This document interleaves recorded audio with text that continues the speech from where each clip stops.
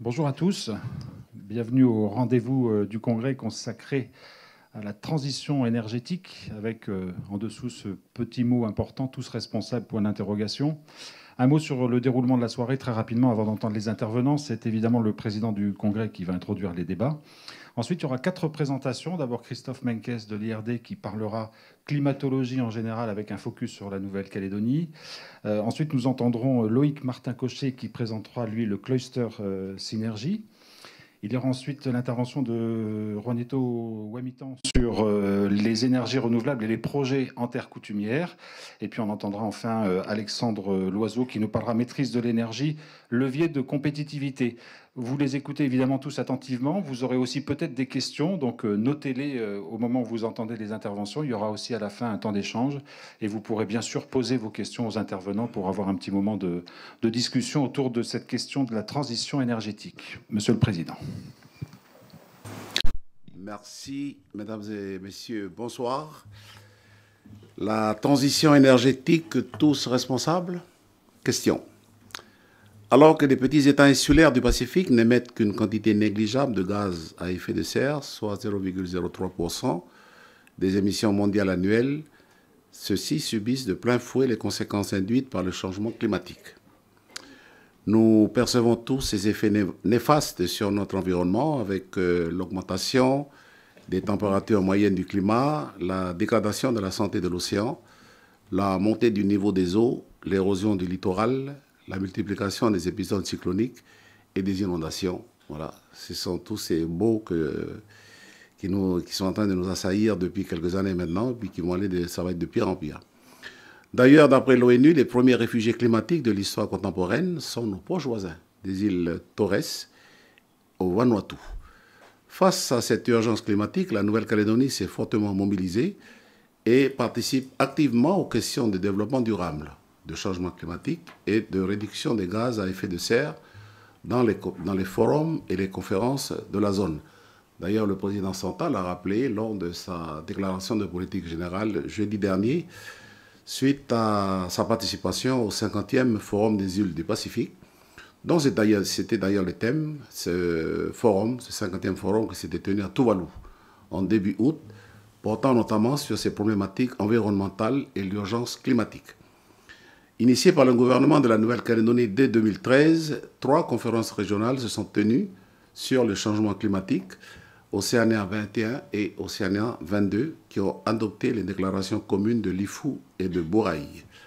En 2016, le Congrès de la Nouvelle-Calédonie, saisi pour avis sur le projet de loi autorisant la ratification de l'accord de Paris, a émis le souhait d'être inclus dans son champ d'application, tout en précisant la volonté de définir sa propre contribution en vue de réduire ses émissions de gaz à effet de serre. Il est vrai qu'en la matière, la Nouvelle-Calédonie est un mauvais exemple. Les émissions de gaz à effet de serre liées à la production de nickel font du pays, avec près de 33 tonnes par an et par habitant, l'un des plus gros émetteurs du monde par tête d'habitant. La Nouvelle-Calédonie a également adopté le schéma de transition énergétique. C'était en décembre 2015, qui prévoit notamment une série de mesures ambitieuses pour une réduction durable des consommations et pour un développement volontariste des énergies renouvelables. Face à cette conscientisation des enjeux climatiques, notre responsabilité collective et individuelle est d'accentuer nos efforts pour réussir la transition énergétique qui s'impose à nous. C'est la thématique sur laquelle je vous propose de débattre ce soir. Et sans plus attendre, je laisse la parole à M. Christophe Menkès, climatologue à l'IRD. Vous avez la parole. Oui. Eh bien, merci beaucoup. Merci, M. Wamitan. Merci, Président. C'est un honneur pour moi d'être dans cette salle, dans cet hémicycle. C'est la première fois que j'y viens et je suis assez impressionné, donc veuillez m'excuser. Je n'ai pas trop l'habitude de faire ce genre d'intervention en public, mais bon, voilà. Je me suis forcé. Et donc moi, ce que je vais faire, c'est que je vais essayer de vous parler, vous brosser un tableau de ce qu'est le changement climatique, pour comment on le définit en climatologie, quels sont les grands enjeux et comment ça se décline au niveau de la Nouvelle-Calédonie. Donc c'est assez technique. Alors j'ai essayé de faire du mieux que je peux et veuillez m'en excuser. Alors c'est pas forcément toujours facile à comprendre, mais j'ai essayé de faire de mon mieux avec ce que je sais. Donc il y a un certain nombre de choses que je voulais faire. Je voulais en particulier remercier le gouvernement de Nouvelle-Calédonie parce qu'il nous a soutenus, en particulier ces 3 dernières années, à travers une thèse qu'il a cofinancée. Voilà, alors je vais vous dresser en une diapositive ce qu'est le climat. Alors évidemment, c'est faux, mais c'est un résumé qu'on voit généralement. C'est des notions qu'il faut connaître. Donc si, en régime normal, s'il n'y avait pas d'atmosphère, vous auriez ça, c'est-à-dire que le Soleil chauffe la Terre et les océans, et une partie du rayonnement solaire est réémise vers l'espace, une partie directement par ce qu'on appelle l'albédo, une partie qui vient du réchauffement de la planète et des océans, qu'on appelle le rayonnement infrarouge. Et s'il n'y avait pas d'atmosphère, on aurait 18 degrés en moyenne sur la planète. Heureusement, on a une atmosphère, bon ça c'est la barre bleue, et une partie de cette atmosphère, en fait, va absorber le rayonnement infrarouge parce qu'elle est opaque à ce rayonnement-là. Et donc, cette absorption fait partie de l'effet de serre naturel. Donc, naturellement, l'atmosphère absorbe une partie du réchauffement réémis par la planète. Et donc, ça, c'est l'effet de serre naturel.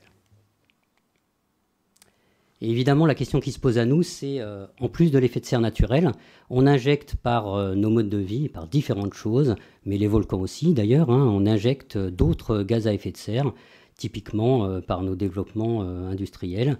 Et ces gaz à effet de serre vont contribuer à réchauffer également la planète. Et la question qui se pose à nous et qu'on essaie de montrer, c'est que notre intervention dans le cycle naturel fait que la température augmente de manière anthropique et de manière non naturelle. Et c'est sur ça que porte le débat de la climatologie. Est-ce que c'est naturel? Est-ce que c'est de la main d'homme?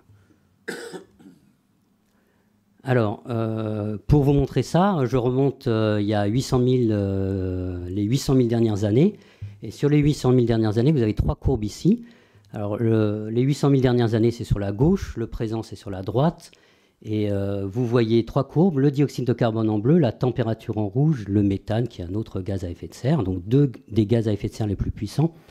Vous voyez, la première chose que vous voyez, c'est qu'évidemment, il y a des fluctuations climatiques.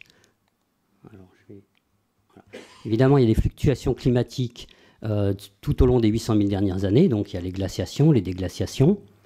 Et il y a une très bonne corrélation entre la courbe rouge et la courbe bleue. Donc, quand le dioxyde de carbone augmente dans l'atmosphère, la température de la Terre augmente également. Et donc, tout ça, c'est naturel. C'est de la variabilité naturelle sur les 800 000 dernières années. Ça s'est produit. Et alors, ce qui se passe, c'est que dans... Ah, c'est moi, ça? C'est moi qui fais? Pardon. Et ce qui se passe, c'est qu'au niveau du zéro, vous voyez deux flèches. Là, vous avez la barre verte et la barre bleue qui montent dans les hauteurs au niveau du zéro. Et ça, c'est notre contribution depuis 150 ans au gaz à effet de serre. Donc, vous voyez qu'en l'espace de 150 ans, on est monté pour la barre bleue et pour la barre verte au-dessus des valeurs jamais enregistrées sur les 800 000 dernières années. Et là, en 2018, on a dépassé un seuil de 400 ppm, qui est une espèce de seuil symbolique. Voilà. Et en 150 ans, on a une augmentation des gaz à effet de serre 150 fois plus rapide que ce qu'on avait vu dans les 800 000 dernières années. Alors, pour regarder ce qui se passe, pour comprendre l'effet de ces gaz, si j'y arrive...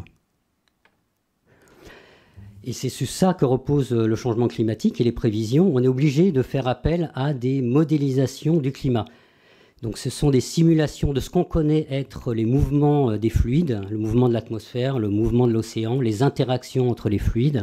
Et on est obligé de modéliser ça, si vous voulez, le mouvement de ces fluides-là, en interaction sur l'ensemble de la planète, que ce soit au niveau de l'océan, que ce soit au niveau de l'atmosphère. Et pour faire ça, on est obligé de mailler la Terre dans des petites mailles et de simuler ces interactions dans des petites mailles sur l'atmosphère et sur l'océan. Et on rajoute dans ces mailles-là,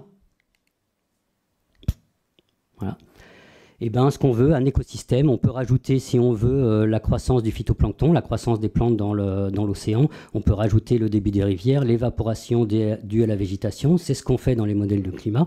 Et donc, on a un système de modélisation où on va simuler les interactions dans chacune de ces petites mailles-là du système qu'on appelle le système Terre, dans la mesure où on connaît les processus.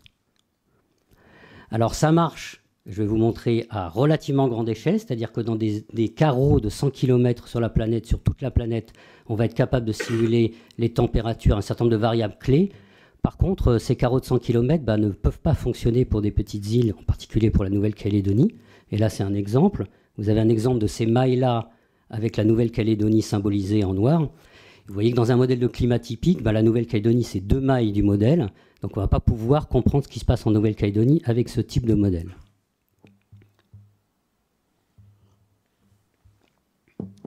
Donc ça, c'est aussi un des enjeux du changement climatique, c'est comment comprendre ce qui va se passer à l'échelle planétaire, mais à l'échelle régionale. Alors, ça va avec, le développement de ces modèles va avec des grands centres de calcul, parce que pour faire ces simulations du climat dans 100 ans, 200 ans, etc., on a besoin d'avoir des ordinateurs qui calculent en parallèle. Ici, vous avez l'image d'une salle de calcul qui est au CEA, à Paris. Et voilà. Et vous avez l'image de l'équivalent qu'on a développé en Nouvelle-Calédonie. Et vous avez la personne qui s'occupait de ça, qui est Cyril, qui a fait une thèse là-dessus, la thèse dont je parlais. Voilà, il a gardé le sourire, c'est bien. Et de manière ironique, en fait, ces grands centres de calcul ont dû s'arrêter, en particulier au CEA, mais tous les centres en France ont dû s'arrêter là, en août 2019, à cause de la canicule. Parce que la question de l'alimentation en énergie de ces centres de calcul se pose pour le stockage. C'est pas dimensionné, en fait, curieusement, voilà, hein, c'est pas dimensionné pour ce que le climat devient en cas d'événements extrêmes. Donc en particulier ce qui va devenir dans les 100 ans, ce qui pose quand même un espèce de problème rhétorique.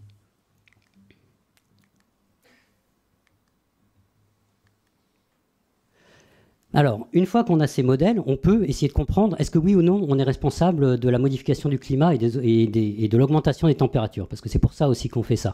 Être capable de dire c'est nous ou c'est pas nous. Ici, vous avez une courbe assez compliquée. Alors, les barres noires, les histogrammes noirs, ce sont les observations vraies sur la planète depuis 1850 jusqu'en 2019 ou 2018. Donc, ce sont les barres noires. Et vous voyez que ces barres noires, les observations évidemment varient d'année en année. Ça, c'est la modification du temps qui varie d'année en année.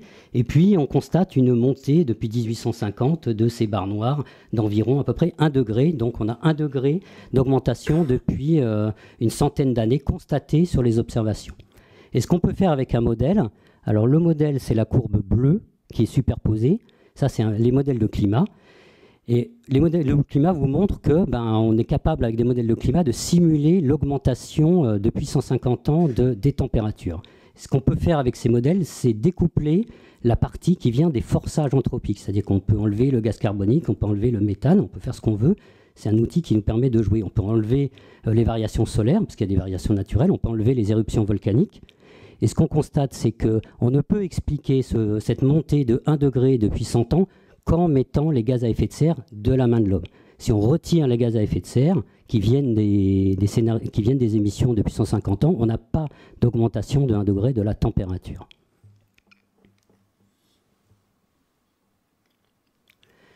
Alors, ça, c'était le passé. Maintenant, que devient le futur ? Eh bien, c'est la même chose que pour le passé. On utilise les modèles de climat et on va mettre dans ces modèles de climat des scénarios d'émissions de gaz à effet de serre, d'aérosols, de ce que l'homme va produire dans l'atmosphère. Et la communauté scientifique a développé un grand nombre de scénarios possibles d'émissions de ces gaz à effet de serre. C'est ce qu'on appelle les RCP, Representative Concentration Pathways. Donc on en a un grand nombre qui en fait veulent explorer la manière dont nos sociétés évolueraient dans le futur. Donc on a des scénarios à faible taux de gaz à émission à effet de serre, c'est les scénarios bleus, RCP 2.6.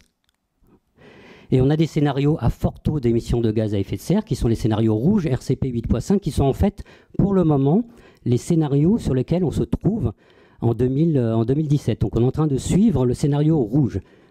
Bon, voilà.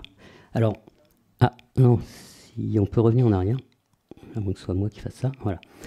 Alors ces scénarios correspondent également, dans ces modèles, on a non seulement les gaz à émission d'effet de serre, mais on a la température globale de la Terre. Donc le scénario bleu, le scénario faible émission de gaz à effet de serre, correspond à une augmentation globale de la Terre entre 0,9 et 2,3 degrés en moyenne sur la Terre. Le scénario rouge, en 2100, vous voyez, correspond à une augmentation globale de la température de la Terre entre 3 et 5,4 degrés. Alors la barre d'erreur, elle est importante et tout le monde y tient parce qu'elle nous indique aussi la méconnaissance d'un certain nombre de processus qu'on a. On n'est pas en train de dire qu'on connaît parfaitement tout ce qui se passe sur l'océan et l'atmosphère. On a un certain nombre de modèles, on a un certain nombre d'incertitudes et cette incertitude, elle est clairement notifiée, notamment dans les rapports du GIEC. C'est une des grosses parties du GIEC, avoir la moyenne, la tendance, mais également l'incertitude. Ça, c'est très important, pouvoir avoir l'incertitude. Alors, on peut continuer. L'avantage des modèles, c'est qu'on peut les continuer au-delà de 2100. Ici, vous avez un graphique qui va jusqu'en 2300, puisque le climat ne s'arrête pas en 2100. Hein. On espère que notre avenir en tant qu'homme ne s'arrête pas en 2100 non plus.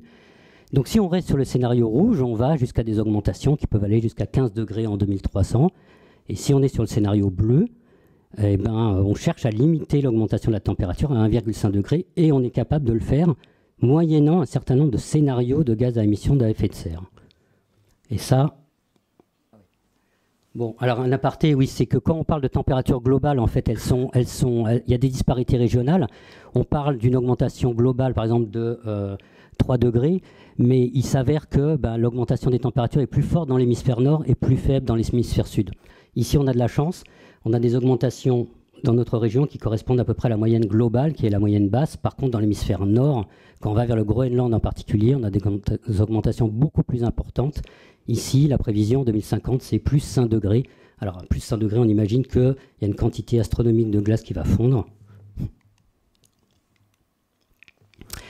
Et donc, si on veut limiter la température à 1,5 degré, et ça, c'était le but de la conférence de Paris, de la COP 21, où les gens se sont dit, eh ben, on va se mettre comme objectif de limiter l'augmentation globale de la Terre entre 1,5 et 2 degrés, et si possible 1,5 degré. Donc il y a eu une espèce de branle-bas de combat dans la communauté scientifique en se disant, alors qu'est-ce qu'on peut faire si on veut limiter 1,5 degré, c'est quoi les émissions de gaz à effet de serre qu'il faut avoir? Alors vous avez deux courbes qui sont assez compliquées. Sur la gauche, vous avez la courbe des émissions de CO2, qui sont nécessaires pour arriver à 1,5 degré. Sur la droite, le reste des gaz à effet de serre. Alors si on regarde sur la courbe sur la gauche, par exemple, si on veut être à 1,5 degré en 2100, et si on veut rester là, il faut que nos émissions nettes de CO2 passent à 0 en 2040. Donc 2040, on n'émet plus de CO2 dans l'atmosphère où que ce soit. Ça, c'est le scénario dans lequel on reste inférieur à 1,5 degré.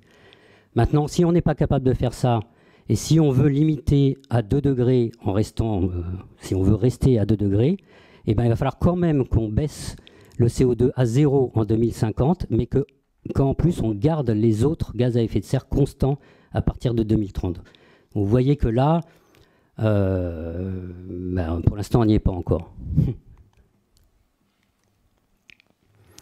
Les engagements pris dans la COP21 étaient ceux-là. L'Union européenne, alors tous les pays se sont engagés. Les engagements, c'est l'Union européenne décide de baisser de 40% ses gaz à émission à effet de serre par rapport à 1990, oui, je pense, voilà. Donc en 2030, il faudrait avoir baissé de 40% l'engagement de l'UE. Et ça, je l'ai pris du schéma de transition énergétique de la Nouvelle-Calédonie. Donc, dans ce schéma de transition, il est dit que le rêve d'une Nouvelle-Calédonie engagée sera de réduire de 10% les émissions dans le secteur de la mine et métallurgie, qui représente le plus gros secteur émetteur de gaz à effet de serre. Donc, là, on est un peu... je ne sais pas à quoi dire. Pour la Nouvelle-Calédonie. Donc la Nouvelle-Calédonie, c'est la même chose, évidemment, on n'est pas épargné. Hein. Donc ici, vous avez une observation sur les 50 dernières années de la température à Lansvata. Alors vous voyez, comme dans le reste du monde, une augmentation. Vous avez 1 degré d'augmentation qui correspond au reste du monde, mais la moyenne basse. Donc c'est là où je disais qu'on est plutôt chanceux.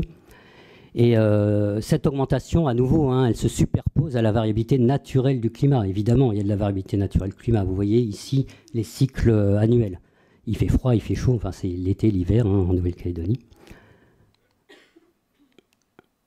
Et alors, il y a eu, vous voyez, donc il y a une lente augmentation, et quelquefois, ce sont les flèches rouges, il y a eu des événements répertoriés, il y en a peut-être eu d'autres, mais on ne le sait pas, de blanchissement massif en Nouvelle-Calédonie, en particulier en 2005, le blanchissement des coraux. On se rappelle tous un grand blanchissement en Nouvelle-Calédonie, et en fait on s'aperçoit que ce blanchissement a lieu lorsqu'on dépasse un seuil de température. Vous voyez que ce seuil, si ça c'est complètement empirique, hein, c'est pas une preuve scientifique. Vous voyez que si on imagine que la température continue d'augmenter, ben ce seuil, on va le dépasser de plus en plus fréquemment.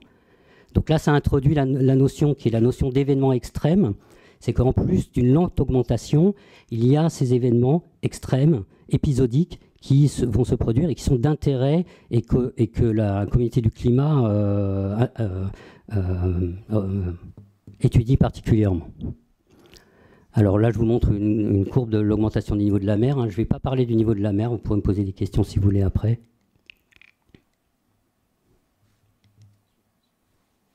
Voilà. Alors je vais vous parler des températures de la mer dans la ZEE de la Nouvelle-Calédonie. Alors on a des études, et là j'ai pris de l'ensemble des modèles de climat, j'en ai choisi 5. On a des études sur évidemment l'évolution des températures de la mer dans la ZEE de la Nouvelle-Calédonie. Donc ici vous avez la moyenne sur la dernière décennie, enfin la décennie d'avant plutôt. Il fait environ 25 degrés dans toute la ZEE dans la mer en Nouvelle-Calédonie. Et vous avez sur la droite l'augmentation de ces températures moyennes dans toute la ZEE sur les 100 prochaines années dans 5 modèles. Alors peu importe les nationalités, hein, on ne devrait pas avoir de nationalité ici. Ce qu'on voit, c'est que évidemment les 5 modèles nous montrent une augmentation en 2100. Donc là, on est dans le scénario sur lequel on se trouve actuellement, hein, le scénario RCP 8.5. Et on voit aussi la disparité. Je voulais vous montrer ça pour vous montrer que oui, on est conscient qu'il y a une disparité et qu'il y a une incertitude. Donc là, la température de la mer, comme la température de l'air, est prévue d'augmenter entre 1 et 4 degrés. Et voilà à quoi elle ressemblera en 2100. Donc vous avez la même structure que la décennie précédente, sauf que vous avez 3 degrés en moyenne en plus sur toute la ZEE. Et ça, c'est vrai à la surface, c'est vrai également sur toute la profondeur. Donc, nous, en Nouvelle-Calédonie, on a des tendances qui viennent du modèle de climat qui sont à grosse maille, à maille grossière, j'ai dit, ce n'est pas forcément le meilleur terme, hein, qui sont à maille à 100 km. On n'a pas, je suis incapable de vous donner des tendances sur le lagon, par exemple, parce qu'on n'a pas fait les études pour. Donc ça, un mécène est bienvenu pour nous financer pour faire ça. Par contre, je vais passer ça. Par contre, on a fait une étude spécifique, c'est l'étude dont je parlais, sur l'atmosphère, c'est-à-dire sur le devenir des variables atmosphériques, la température, la pluie, les extrêmes en Nouvelle-Calédonie, c'est par ça que je vais finir.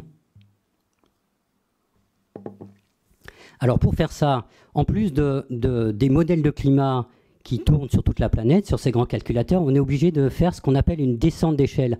Ça, c'est un des gros thèmes du GIEC, un des gros thèmes de la recherche sur le climat, c'est comment passe-t-on de ces informations à très grande échelle qu'on a sur toute la planète sur les 100 prochaines années, 200 prochaines années, à des informations qui sont pertinentes à l'échelle régionale, à l'échelle de la Nouvelle-Calédonie, à l'échelle sociétale, presque, ce qui nous concerne dans la vie de tous les jours.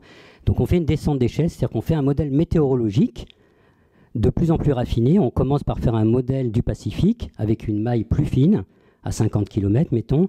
Ensuite, dans ce modèle à 50 km, on imbrique un modèle météorologique à 20 km, ce qui nous permet de simuler des cyclones, parce que les cyclones, il faut avoir une maille d'au moins 20 km pour les simuler, et ils ne sont pas simulés par les modèles de climat, qui sont à 100 ou 200 km. Et ensuite, on peut imbriquer à nouveau un autre modèle pour descendre à des échelles calédoniennes, entre guillemets, de l'ordre de 4 km, où là, on va pouvoir parler de quelle va être la pluie à Nouméa, quelle va être la pluie dans le nord, quelle va être la pluie à Koné, etc. Donc voilà, ce fameux Cyril qui était à côté du calculateur calédonien. Donc ici, vous avez le résultat pour les températures, donc ce qui est prévu en 2100 dans le scénario actuel. Sur la gauche, vous avez la structure de la température prévue en 2100 par le modèle régional, le modèle calédonien, et à droite, ce que prévoient les modèles du GIEC.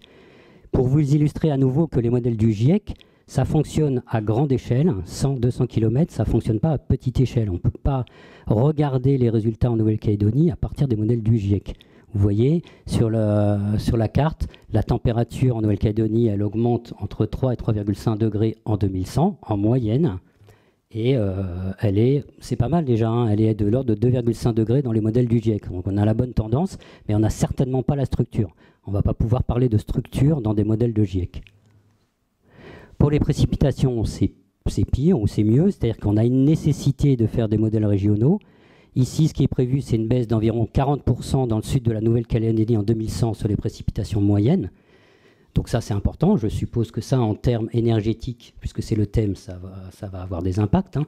Le fait que la ressource en eau, que les précipitations diminuent de 40%, ça va être quand même un peu embêtant pour remplir des barrages en particulier, enfin des retenues d'eau.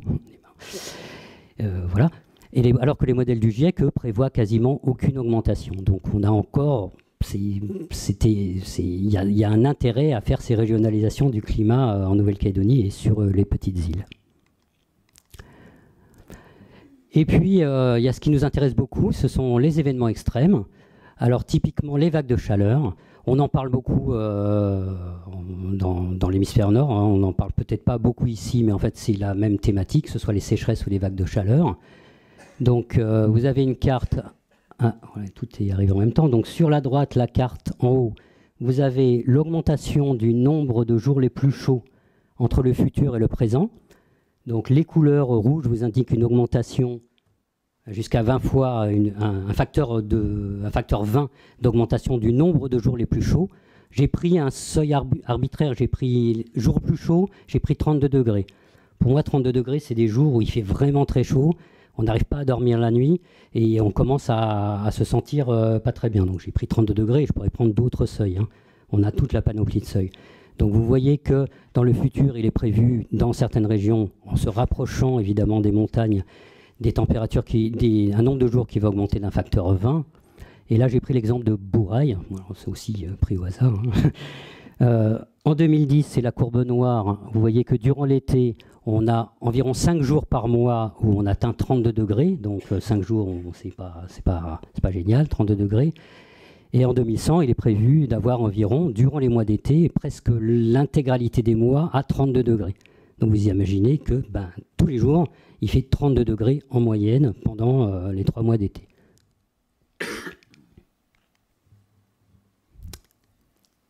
Ah. Et donc voilà, c'est ma seule animation, le petit clignotement là. Tout ça, je ne vais pas en parler. Donc, évidemment, c'est d'intérêt et pour la recherche et pour tout le monde, pas que pour la recherche. Ce sont les conséquences sur les écosystèmes de ces choses-là, qui soient marins ou terrestres. Sur la santé, hein, les vagues de chaleur, on les définit aussi par rapport à la santé. On sait qu'à 32 degrés, ça devient vraiment critique. On sait que la dengue se développe de manière exponentielle à 32 degrés, le virus en particulier. Pour l'agriculture, certainement. Alors moi, je ne connais rien à cette thématique-là, mais ça a certainement un intérêt important. Et évidemment, pour l'énergie, qui va être le sujet de mes prochains interlocuteurs. Et donc, pour finir, je pense, conclusion. Donc, alors je dirais en Nouvelle-Calédonie, le climat change. Bon. J'ai essayé de vous montrer que le climat change parce qu'on émettait des gaz à effet de serre, hein, donc on était un peu responsable de ce changement. Que ce changement va continuer. Alors on a de la chance, on est entouré d'océans et ça fait tampon. Donc la température ici augmente moins vite qu'elle peut l'être dans des parties où il y a beaucoup de terre comme dans l'hémisphère nord. Alors on a des certitudes et des incertitudes et ça je pense que tout le monde est d'accord là-dessus. On a des certitudes sur les tendances, on a des incertitudes qui concernent quelle est la valeur exacte, mais une des forces, je pense, du GIEC, c'est de donner la tendance et aussi l'incertitude. Les deux sont importants. À mon sens, il nous manque des études sur tout ce qui concerne le lagon. Donc là, il va nous falloir un peu d'argent pour pouvoir refaire ce qu'on a fait sur l'atmosphère, mais sur le lagon. Donc c'est 18 millions de francs sur 3 ans, de francs CFP, au passage.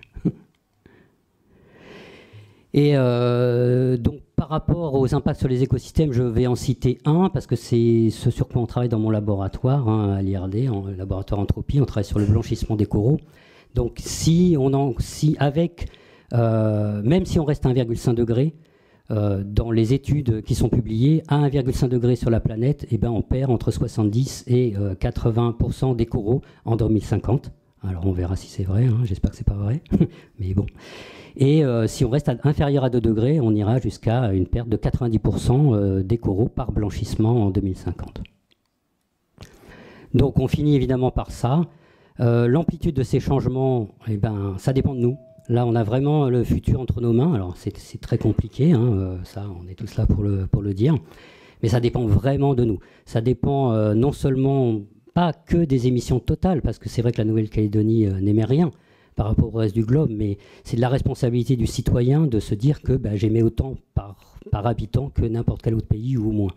Donc on a notre futur entre nos mains, on est capable de faire des choses ou pas. Merci.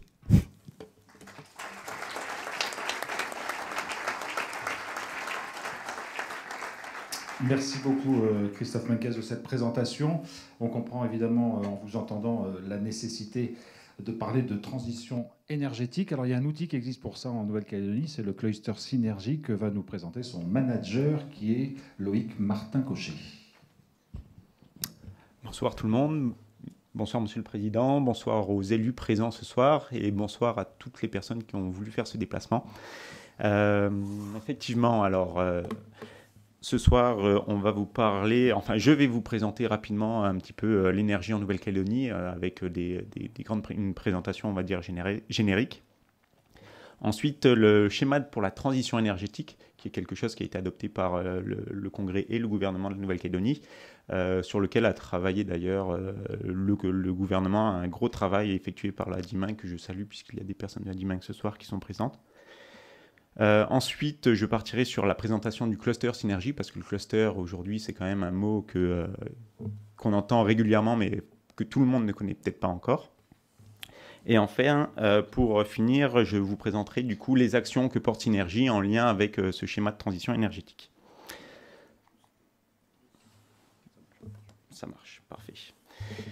Alors, voici un graphique qui vous présente la consommation d'énergie finale et la relation avec les gaz à effet de serre. Alors, comme nous le présentait Christophe juste avant dans sa présentation, qui était très très complète, il y a effectivement une corrélation entre, bien sûr, les activités humaines et l'émission de gaz à effet de serre.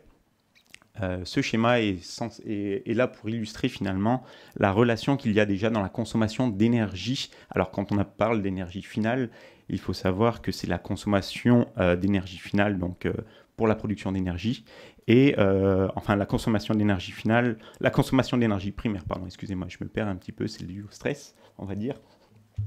On parle d'énergie primaire en Nouvelle-Calédonie, enfin un petit peu partout dans le monde. D'abord, on parle d'énergie primaire qui comprend à la fois de l'énergie finale, qui notamment qui sert à la partie de transport et la partie production d'électricité.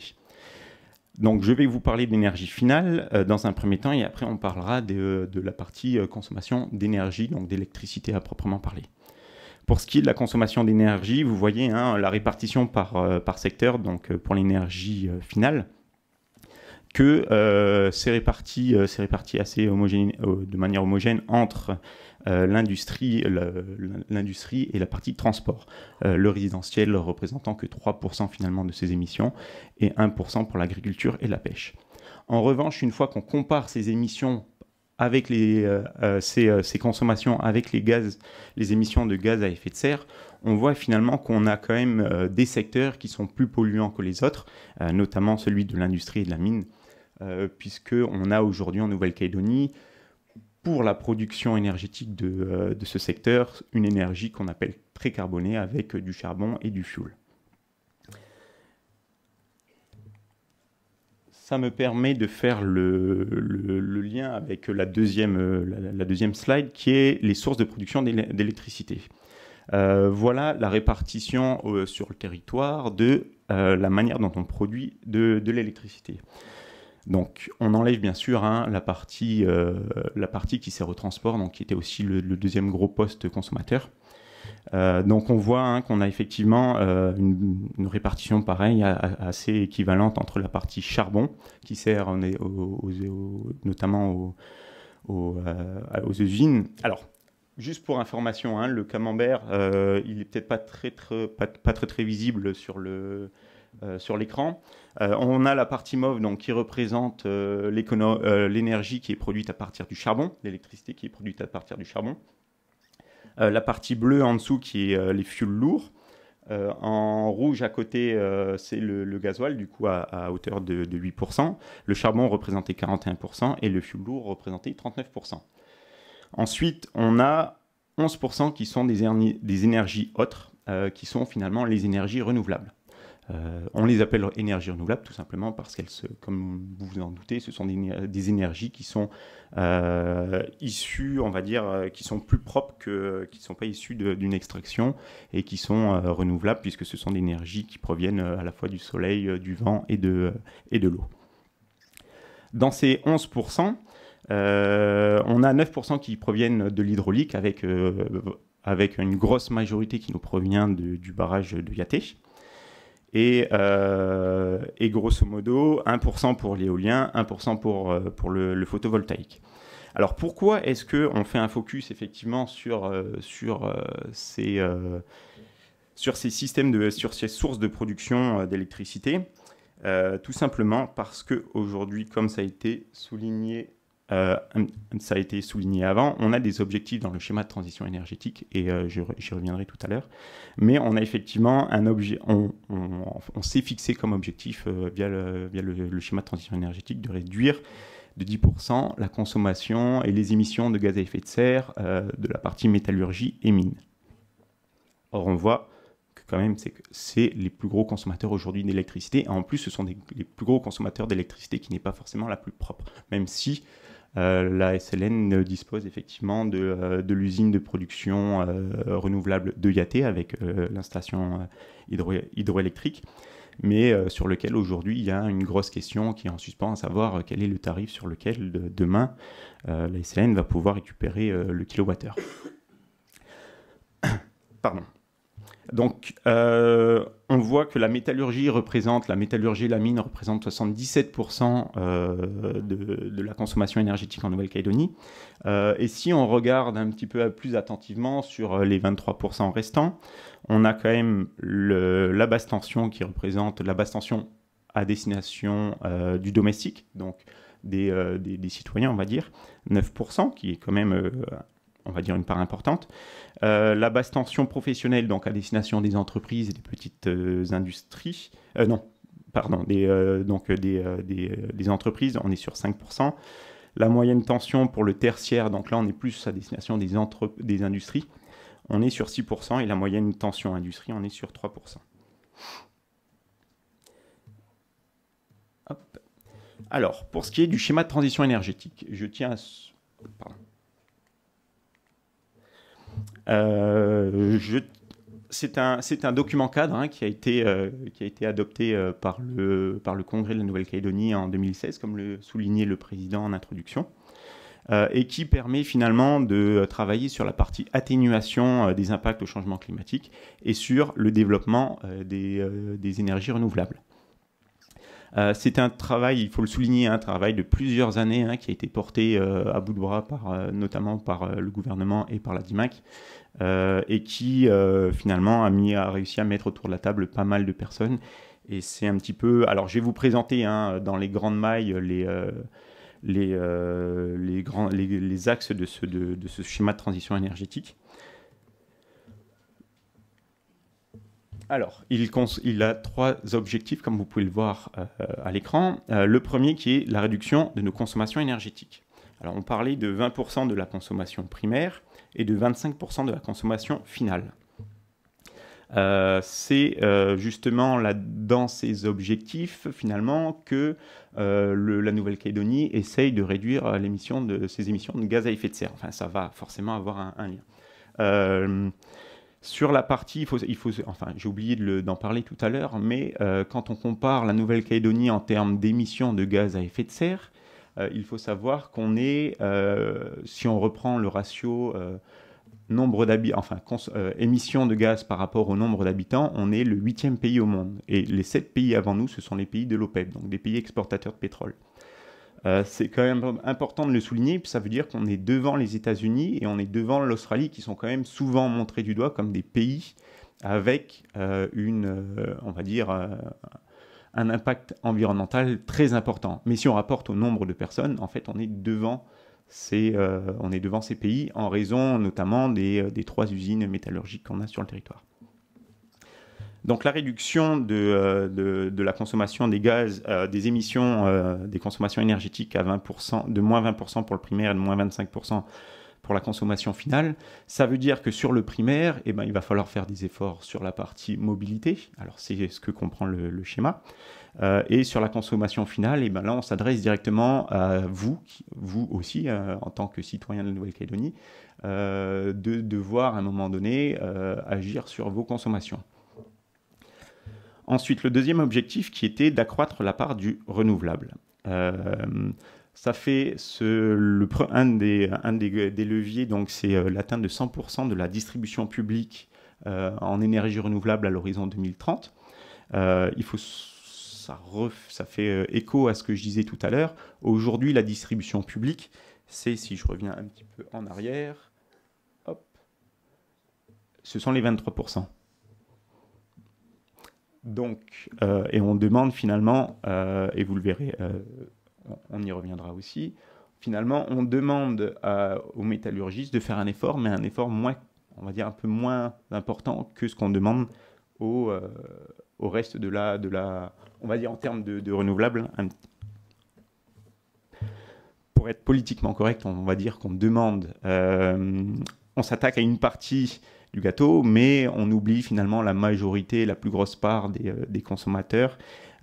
Et donc, clairement, demain, si on veut que la Nouvelle-Calédonie puisse atteindre les objectifs qui avaient été cités de réduction de gaz à effet de serre dans le cadre des accords de la COP de Paris, COP 21, à un moment donné, il faudra aussi qu'on se penche sur cette partie de la consommation des métallurgistes. Le deuxième objectif, qui était celui de 100% d'énergie renouvelable à destination pour les îles Loyauté, à l'horizon 2025, si je ne me trompe pas. Ça, c'est un objectif qui sera atteint plus rapidement que prévu.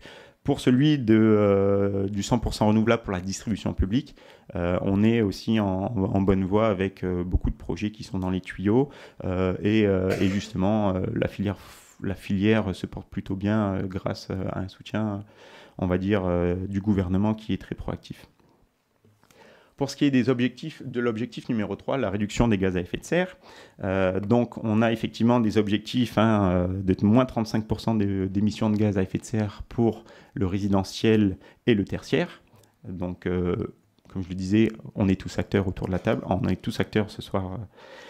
Et ensuite, un objectif de moins 10% des émissions pour les mines et la métallurgie, sachant que comme c'était présenté tout à l'heure, aujourd'hui, c'est 68% des émissions de gaz à effet de serre.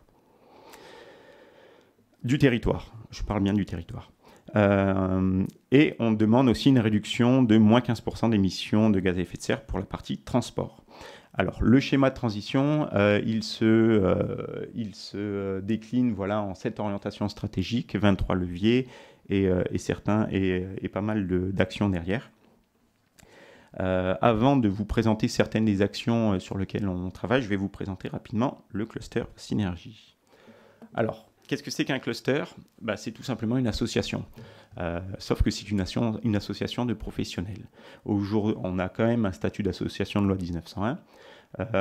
Ça fait une dizaine d'années maintenant que Synergie a été créée et l'objectif initial de Synergie, c'était d'arriver à faire en sorte que les énergies renouvelables puissent disposer d'un cadre pour commencer à se développer sur le territoire. Après 10 ans, on a maintenant 45 entreprises, ce qui représente un chiffre d'affaires de 60 milliards, ce qui est quand même intéressant, on va dire. Et on représente 4 branches d'activité. La première, c'est la maîtrise de l'énergie. J'insiste sur le fait que ce soit la première parce que aujourd'hui, la maîtrise de l'énergie, c'est quelque chose qui est clairement défini dans le schéma de transition. C'est quelque chose sur lequel, malheureusement, il va falloir qu'on travaille un peu plus sérieusement parce que c'est un vrai levier de compétitivité. Et ça sera développé un peu plus par Alexandre à la suite de ma présentation. La deuxième branche d'activité que l'on porte, c'est celle de la production d'énergie, la production d'énergie renouvelable précisément, avec effectivement au sein du cluster des entreprises, des porteurs de projets, des petites entreprises qui travaillent sur les secteurs du photovoltaïque, de l'éolien, de l'hydro et très prochainement de la biomasse. Ensuite, la production d'eau chaude à partir du soleil, donc ce qu'on appelle le solaire thermique. Là, c'est les chauffe-eau solaires que vous retrouvez sur vos toits et qui est aussi un levier pour permettre de maîtriser au mieux nos consommations d'énergie et de répondre à un objectif de sobriété et d'efficacité énergétique. Et la dernière thématique entrée au sein du cluster, c'est celle de l'écomobilité, avec un focus plus sur la partie électromobilité, c'est-à-dire le déplacement en se servant de véhicules électriques, qui sera un des gros chantiers sur les prochaines années pour le cluster. Donc, parmi les missions que l'on porte, la représentation des filières, des différentes filières que j'ai citées juste avant. Ensuite, la promotion et le soutien des savoir-faire calédoniens et finalement la coopération et la communication avec tous les acteurs. Alors, si on regarde les principales réalisations qu'a porté Synergie, on a réussi à devenir, on va dire, une sorte d'acteur incontournable, d'interlocuteur incontournable des pouvoirs publics, des différents, que ce soit le gouvernement, aujourd'hui le Congrès, et on remercie encore une fois le Congrès pour cette invitation, sur toutes les thématiques qui nous concernent, donc production d'énergie renouvelable, maîtrise de l'énergie, solaire thermique et écomobilité. Synergie a participé à la définition du schéma de transition énergétique et contribue aujourd'hui à atteindre certains des objectifs. Alors pas Synergie seule, mais Synergie plutôt à travers ses adhérents. Et la partie structuration de filières nous permet finalement d'être un interlocuteur unique lorsque les pouvoirs publics, lorsque les chambres consulaires, lorsque nos différentes partenaires et parties prenantes ont des questions à faire passer à leurs adhérents et à nos membres.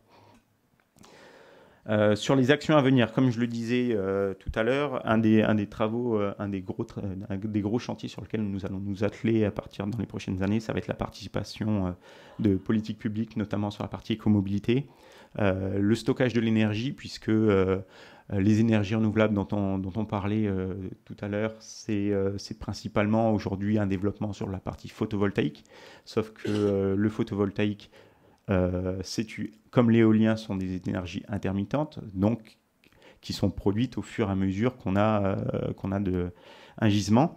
La problématique, c'est qu'il faut réussir à mettre en corrélation la demande en énergie et justement la production de ces énergies intermittentes.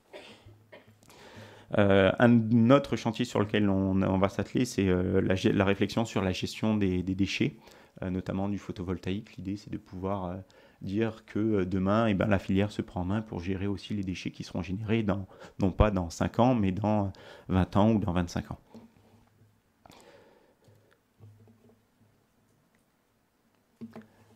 Pour ce qui est des actions que Synergie porte en lien avec le schéma de transition énergétique, alors j'ai mis quelques exemples à l'écran. Un des premiers leviers un des premiers leviers identifiés dans le schéma de transition, c'est l'efficacité énergétique des procédés industriels et agricoles. Alors pour cela, Synergie travaille en partenariat avec l'Agence calédonienne de l'énergie pour la structuration et la promotion des diagnostics énergétiques. Alexandre reviendra un petit peu plus en détail sur la partie diagnostic énergétique, si je ne me trompe pas, dans sa présentation. Donc je vais passer là-dessus. Ensuite, la partie valorisation des déchets. Donc, comme je le disais, c'est un chantier sur lequel on va s'atteler en partenariat avec les structures existantes et avec les institutions en place pour faire en sorte que demain, les déchets issus de nos filières puissent être effectivement des déchets qui sont gérés convenablement et aussi que les déchets puissent être une source de production d'énergie via la méthanisation. Sur le troisième levier, du coup, qui est l'efficacité énergétique des bâtiments et des équipements, le cluster Synergie a longuement soutenu le projet de réglementation énergétique à destination des bâtiments. Aujourd'hui, c'est en train d'évoluer non plus vers une réglementation où on fixe, on va dire, un cadre réglementaire et qui sera contraint à tout le monde, mais on travaille plus sur une norme. du coup, qui sera volontaire, qui sera applicable par les maîtres d'ouvrage, et on participe à un groupe de travail dans ce sens-là. Ensuite, sur la partie écomobilité, on est en train de débuter des travaux sur la définition, on va dire sur un avant-projet de politique pays en termes d'écomobilité, et plus précisément d'électromobilité, puisque c'est le véhicule électrique est appelé à se développer très très rapidement ces prochaines années. Aujourd'hui en Nouvelle-Calédonie, on souffre, on va dire, à la fois d'une énergie qui est relativement carbonée lorsqu'on branche son véhicule, mais aussi d'un manque d'infrastructure. Donc l'idée, c'est d'avancer les curseurs sur l'ensemble de cette thématique-là, de manière à ce que demain, lorsque les véhicules seront disponibles et auront un coût intéressant, et ben que les usagers puissent se brancher, n'aient pas la peur de la panne de courant sur leur véhicule. Ensuite, un autre des leviers, c'est le plan de développement de la production électrique. Là, comme je le disais, on participe, on n'est pas pilote, mais on participe effectivement à différentes réflexions en partenariat avec l'Agence calédonienne, avec le gouvernement, avec la DIMINC et toute autre institution sur le futur de la centrale pays et sur le portage de politiques un petit peu ambitieuses ou un peu plus ambitieuses que ce que le cadre réglementaire aujourd'hui prévoit. Donc, on se félicite un petit peu de ce travail-là. Ensuite, sur la partie cadre opérationnel pour les énergies renouvelables, donc comme je le disais, on est clairement aujourd'hui identifié comme une partie prenante pour les politiques de déploiement, et on remercie le gouvernement pour les nombreuses sollicitations qu'on peut avoir. Ensuite, un autre levier du schéma de transition énergétique, c'était la partie plus sensibilisation du grand public à tout ce qui est maîtrise de l'énergie, énergie renouvelable. Donc on peut partir du principe que ce soir, c'est une de ces séances de sensibilisation, et ça me permettra de clôturer ma présentation. Je vous remercie pour votre attention et pour votre temps.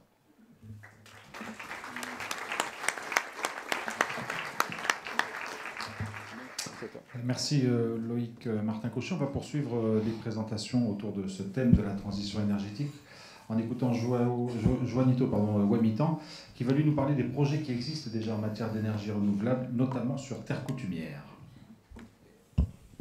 Oui, donc bonsoir. Éteindre votre micro, s'il vous plaît, monsieur. Voilà, merci. Oui, du coup, moi, c'est Juanito Wamitan. Je suis mandataire d'un GDPL qui se situe sur la zone de Tontouta-Tamoa, le GDPL Clan Kambawecho. Alors, je vais vous parler du projet qu'on a pu réaliser avec un partenaire qui est dans la salle. Alors, le GDPL Clan Kambawecho, c'est un GDPL qui rassemble deux grandes familles, qui sont les familles Wamitan et Paita. Et donc, ce GDPL a pu, dans le cadre de la réforme foncière qui a été enclenchée depuis 1978, récupérer en 1988 un foncier qui est du côté de Paita, la commune de Paita, la zone de Tamoa, de 576 hectares.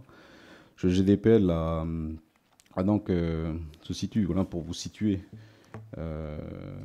l'endroit où le GDPL a pu disposer d'un foncier. On est en direction de l'aéroport de Tontouta.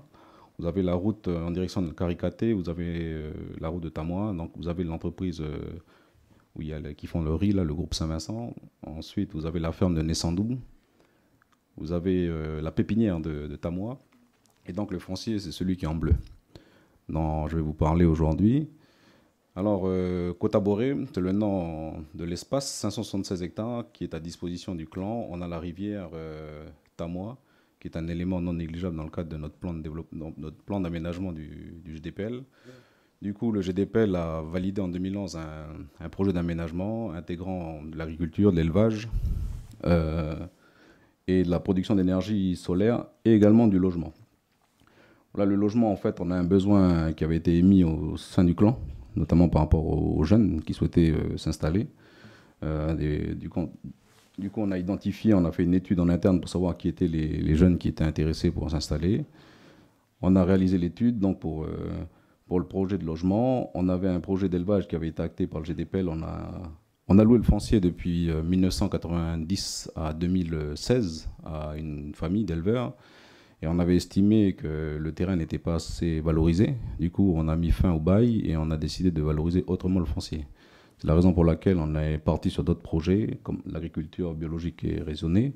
On a donc identifié une zone sur le terrain pour pouvoir installer des agriculteurs bio, qui font notamment partie du groupement des agriculteurs bio. La vice-présidente est la première personne qu'on a installée sur le site. Et à ce jour, on a installé 8 jeunes du clan pour développer des projets d'agriculture bio et de l'agroforesterie. Voilà, et donc la ferme solaire qu'on a mis en place sur la zone, donc c'est une ferme solaire qui dans le premier tronçon fait 3,2 MW. On a pu obtenir une extension de 2, et quelques mégawatts pour pouvoir produire in fine 7, mégawatts par an. Ça représente concrètement l'équivalent de la consommation annuelle de 3900 foyers calédoniens. Juste pour la présentation du projet, pour que vous puissiez voir la réalisation, on a une petite vidéo, je ne sais pas si elle va tourner. Non, pas du tout. Ça va me faire économiser un peu de salive. Du coup, voilà, on a réalisé une petite vidéo pour présenter le lieu. Donc on est sur Tamoa, du côté de Païta. Et voilà le projet. Donc c'est un projet qui a mis 6 mois pour se construire. Ça a mis 1 an et demi pour se monter. Donc notre partenaire, on avait fait le choix de Alizé Énergie pour le partenariat.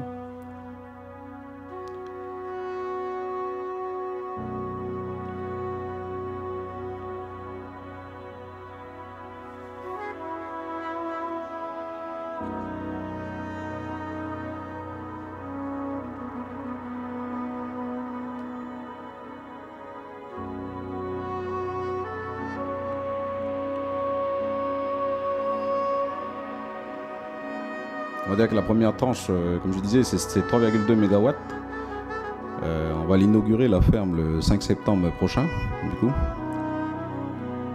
Pour pouvoir ensuite enclencher sur la deuxième phase avec 2,1, je crois, MW.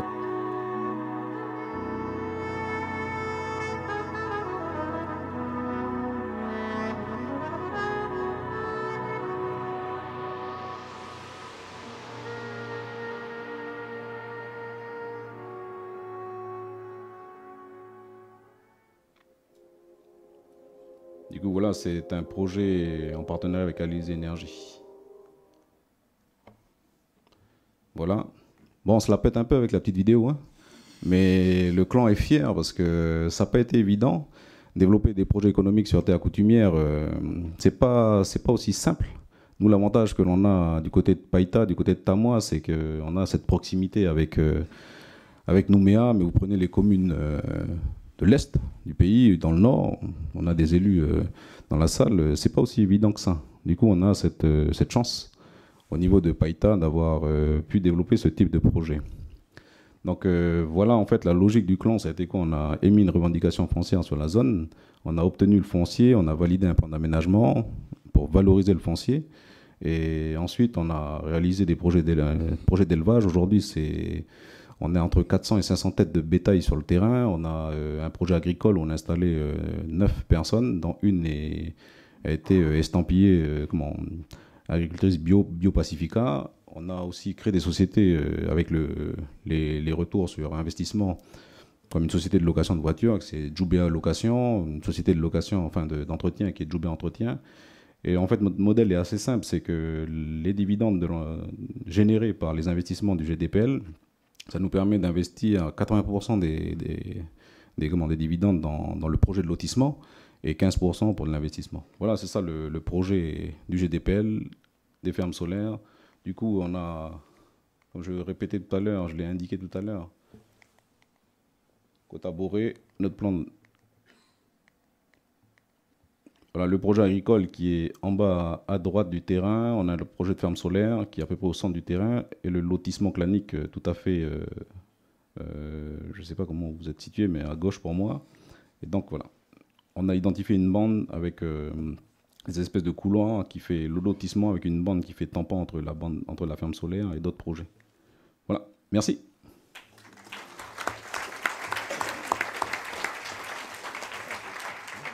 Merci Juanito Wamitan pour cette présentation et ce projet concret.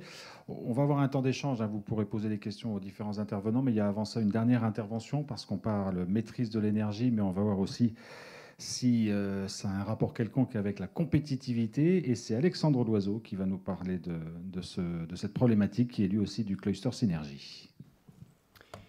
Donc, bonjour à tous, bonjour Monsieur le Président, bonjour à tout le monde. Donc, pour ma part, je suis également du cluster Synergie, membre du bureau, donc bénévole de l'association que vous a présentée Loïc. Donc je vais vous parler aujourd'hui de l'énergie, très rapidement, pour faire le lien avec ce qui a été présenté précédemment. La compétitivité, parce que l'énergie c'est de l'argent, et à un moment donné, l'environnement est toujours bloqué depuis, ça fait plus de 15-20 ans que voilà, on est face aux problématiques de réchauffement climatique et à un moment donné, il faut aussi parler d'argent. Et on va parler de la maîtrise de l'énergie. Ce n'est pas forcément un sujet qui est répandu, surtout en Calédonie, je pense, mais qui est un sujet essentiel.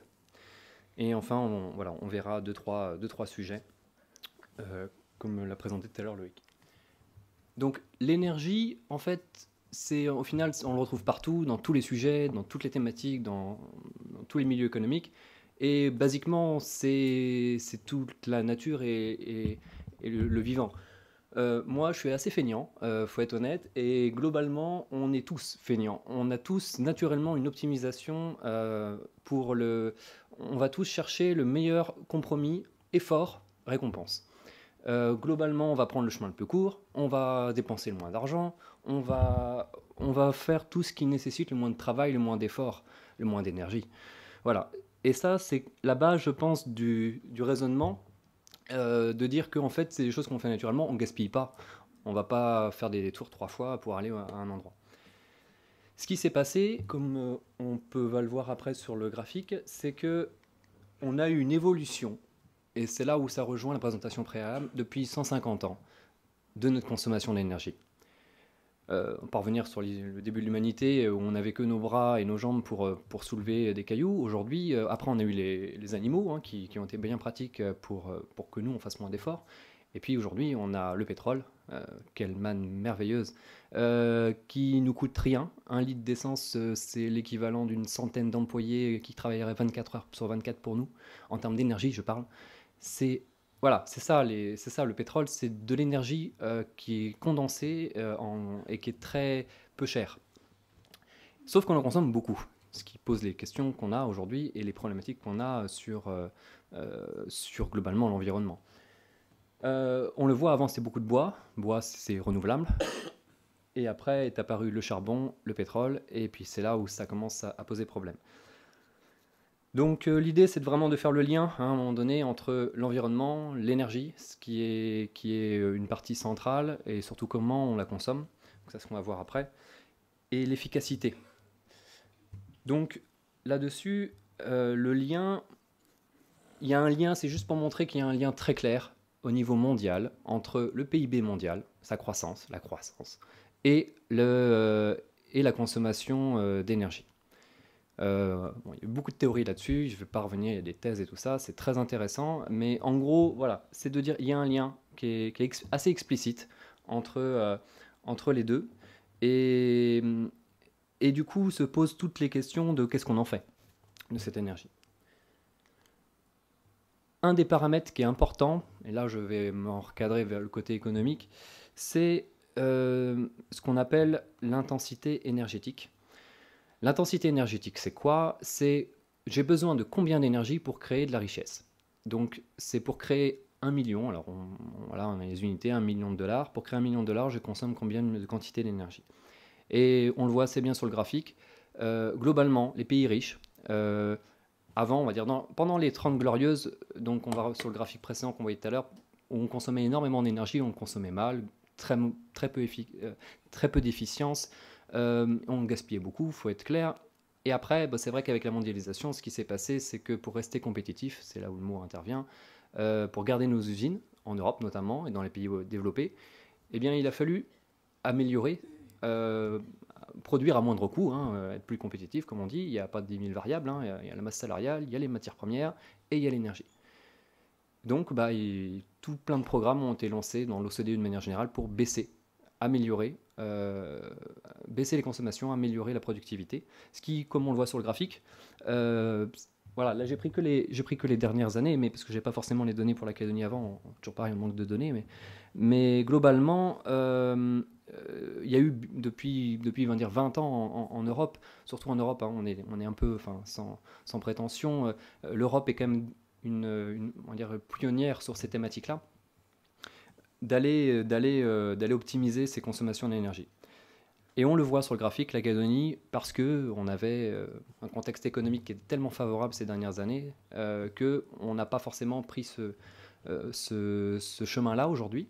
Donc on consomme plutôt beaucoup pour créer une certaine quantité de richesse, on consomme un peu plus. Alors on va pas remettre en question tout le modèle économique, mais en tout cas, la tendance, c'est plus ça que je veux mettre en avant, c'est qu'on a une tendance qui est plutôt, on va dire, stagnante ou voire à la hausse ces dernières années, alors que dans le monde entier aujourd'hui, la tendance, c'est une baisse de cette intensité énergétique.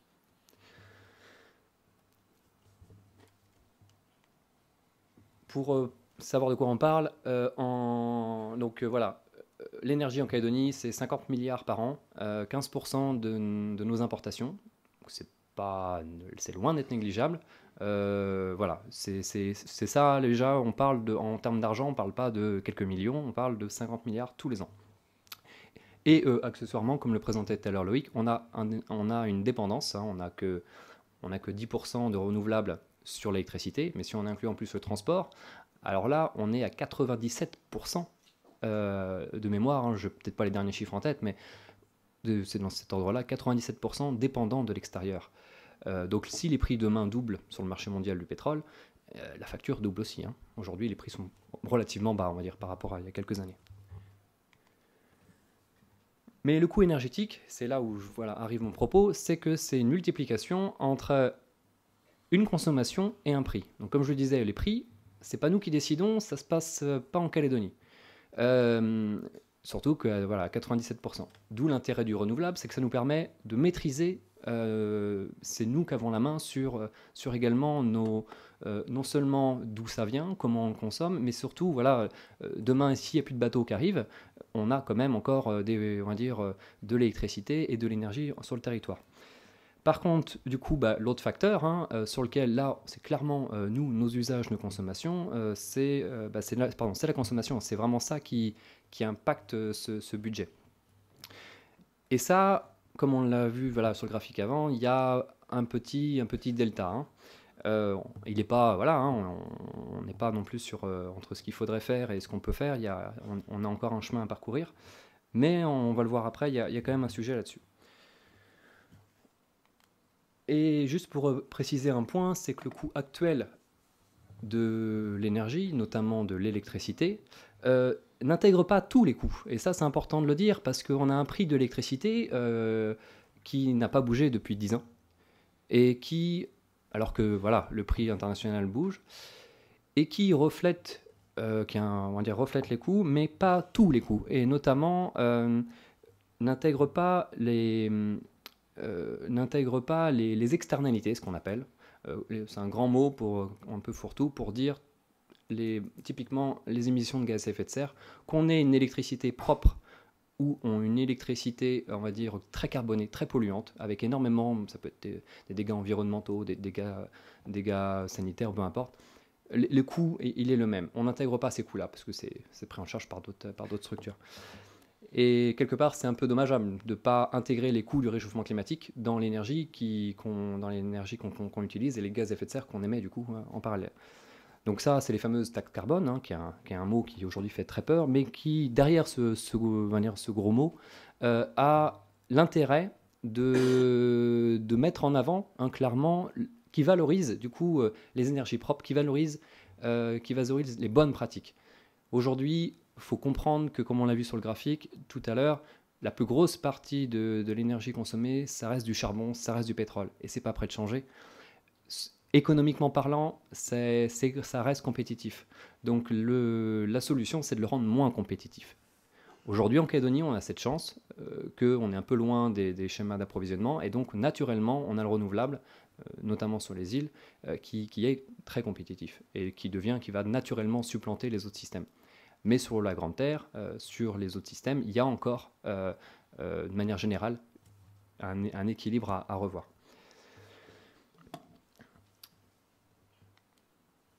Pour revenir, donc, le graphique que vous a présenté Loïc tout à l'heure, je le reprends pour juste montrer qu'en fait, ça, c'est les données qu'on a. Et en fait, ça pose la question, je pense, de... D'accord, on a 23%, c'est la distribution publique, c'est-à-dire en gros les particuliers, les industriels, les commerces, ainsi de suite. Mais derrière ça, c'est pour faire quoi cette énergie? Comment on la consomme? Et ça, ces questions-là, ben, on n'a pas vraiment... Enfin, ça reste flou, on n'a pas de détails. Et c'est là où aujourd'hui, si on veut s'intéresser à la consommation, on va s'intéresser donc... Voilà, il y a la métallurgie d'un côté, mais il y a tout le reste de l'autre côté. Et dans tout le reste, qui n'est pas non plus négligeable, comment on va faire pour le particulier? Tout le monde, vous avez une facture, certes, mais derrière, c'est quoi? Qu'est-ce qui consomme le plus? La bouilloire, le chauffe-eau, la lumière. Voilà, c'est ça les questions qu'il faut se poser pour derrière savoir qu'est-ce qu'on fait pour améliorer la situation. Et du coup, ça pose la question des usages. C'est-à-dire qu'il y a ce qu'on consomme et il y a comment on l'utilise. Ça peut être sur, si je prends l'exemple de l'eau chaude, pour faire de l'eau chaude, je peux utiliser de l'électricité avec ma bouilloire, je peux utiliser du gaz, je peux utiliser bien sûr du chauffe-eau solaire. Sauf qu'on a un même usage et on a 3 types de consommation différents, avec des rendements différents, avec plein de choses différentes. Donc c'est ça qui est intéressant de se poser comme question, parce que derrière ça remet en final, beaucoup de gens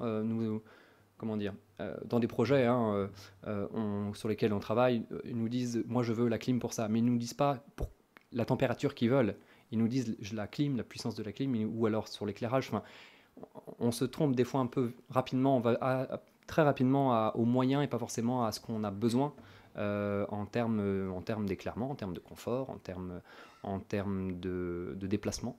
Tous ces sujets-là, des fois, c'est bien de revenir à la base de comment on s'éclaire, comment on vit en termes de confort, par exemple. Donc un exemple, c'est juste pour traduire. Donc les données qu'on a, par exemple, du Point Info Énergie, nous disent que, voilà, en moyenne, donc c'est ça le sujet, c'est que c'est des moyennes. Je trouve intéressant de partager ça avec vous. Dans un foyer moyen, on a la consommation d'énergie qui vient à 32% pour la production d'eau chaude, pour la production de froid alimentaire, donc un frigo, ainsi de suite. Sauf que c'est une moyenne, parce que la piscine à 4%, ça c'est une moyenne. Quand vous avez une piscine chez vous, ça devient le premier poste quasiment de consommation. Si vous avez la clim, c'est pareil, c'est les premiers postes. Voilà, donc dans ce graphique-là, lui-même, c'est des données un peu tronquées, mais malheureusement, chaque cas va être différent. Vous ayez une piscine, que vous ayez la clim, si vous avez la clim dans une chambre, dans toute la maison, que vous la laissez tourner comme vous n'êtes pas là, ça change tout sur vos profils de consommation et donc derrière sur qu'est-ce qu'on fait pour améliorer la situation. Donc l'idée, vous voyez mon propos, c'est bien de s'intéresser à comment on consomme. Et l'idée, c'est de consommer mieux. Je prends l'exemple, une petite histoire en 2 mots. C'est vraiment, aujourd'hui, vous avez besoin d'une maison. Rapidement, on va faire une maison, 4 tôles. Voilà, il n'y a que des portes, il n'y a pas de fenêtres. Enfin, j'ai pris un exemple volontairement, on va dire, hard. Il va faire chaud. Du coup, on va mettre la climatisation. Là en plus c'est une climatisation qui oblige à laisser les portes et les fenêtres ouvertes parce que voilà, donc pas du tout efficace. Donc on va avoir des sacrées factures électriques vu qu'on a un très grand volume parce qu'on a voulu quelque chose de grand, voilà, et qu'on climatise à, je sais pas, à 20 degrés toute l'année. Et donc pour baisser sa consommation électrique, je vais avoir l'idée de mettre du photovoltaïque. Vous voyez mon raisonnement, c'est de dire qu'à un moment donné, peut-être que si on part du constat j'ai une grosse consommation donc je mets du photovoltaïque, ça ne résout pas le problème que en fait j'ai juste une maison qui n'est pas du tout adaptée à un confort agréable. Aujourd'hui, ça fait des années que ça existe, mais il y a quand même des moyens de construire qui sont beaucoup plus vertueux et qui permettent d'avoir des logements notamment, et pas que les logements, tout, qui sont beaucoup plus économes, qui nécessitent pas forcément la climatisation, qui peuvent avoir la climatisation, mais si elles en ont besoin, elles n'en ont pas besoin 8 mois dans l'année, elles en ont besoin que 2 mois dans l'année, et ça change tout. Et qui permettent, parce qu'elles sont bien conçues, parce qu'elles sont bien orientées, qui permettent de... Et en plus, quand on a des matériaux qui sont plutôt favorables pour le tissu économique local, c'est encore mieux. Donc c'est un peu l'idée. C'est peut-être que là, il y a un facteur quasiment... Enfin, je ne vais pas faire sortir de chiffres forcément, mais ça n'a rien à voir entre climatiser un hangar toute l'année qui n'est pas isolé, qui a... à 20 degrés et avoir une maison, j'ai envie de dire, bioclimatique qui ne nécessite quasiment pas de clim, mais juste un brasseur d'air éventuellement, et on a un confort à vivre bien mieux. Et là, on a dans un logement, on va dire, de taille similaire en superficie, on a deux profils de consommation complètement différents. Et c'est ça, si vous voulez, le sujet de la maîtrise de l'énergie, c'est de s'intéresser du coup à vraiment pourquoi on consomme et nos besoins.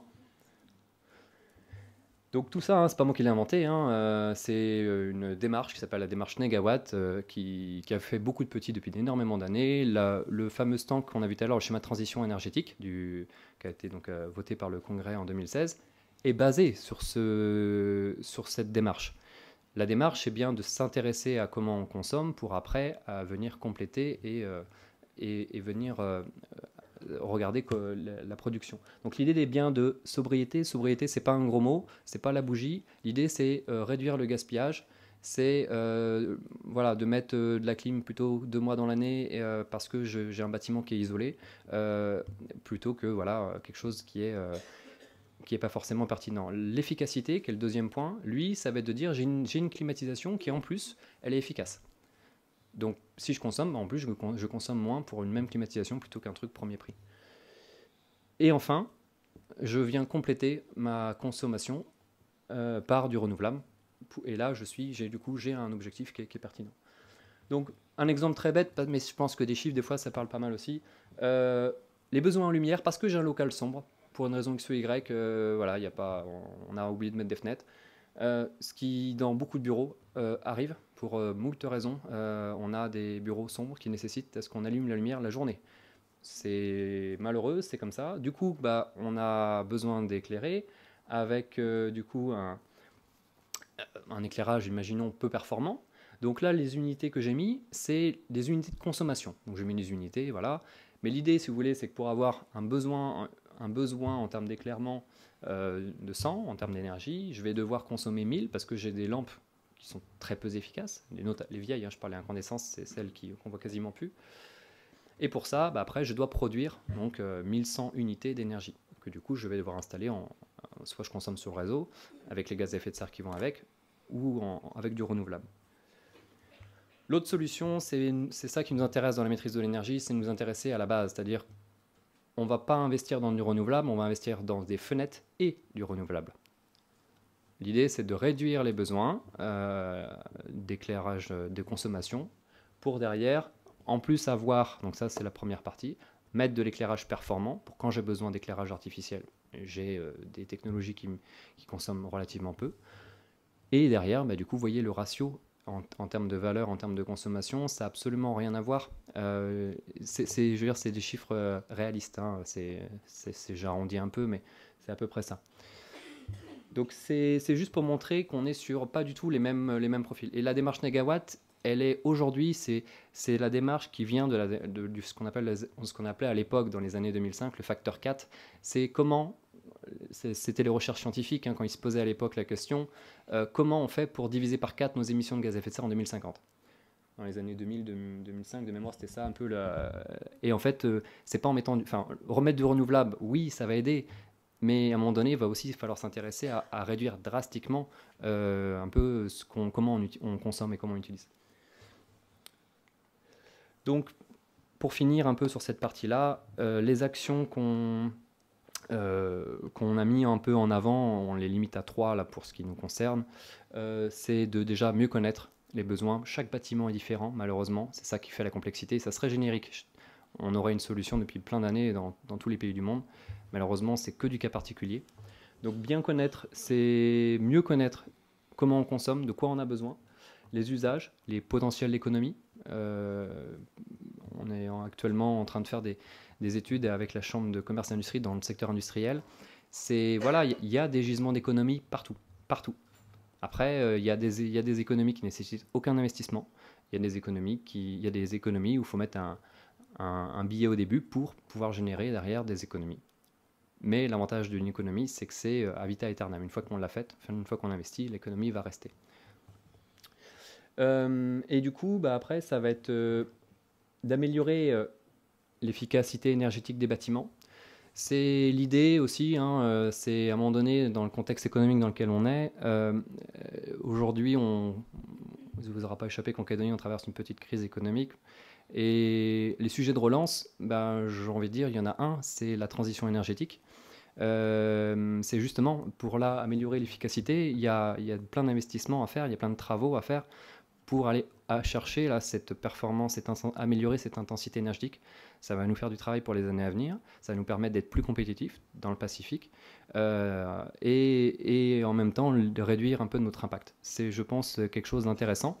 Il y a des fonds internationaux peut-être à aller voir, à solliciter. On en a déjà parlé avec les gouvernements et tout ça. C'est des sujets sur lesquels on avance en tant que cluster, encore une fois.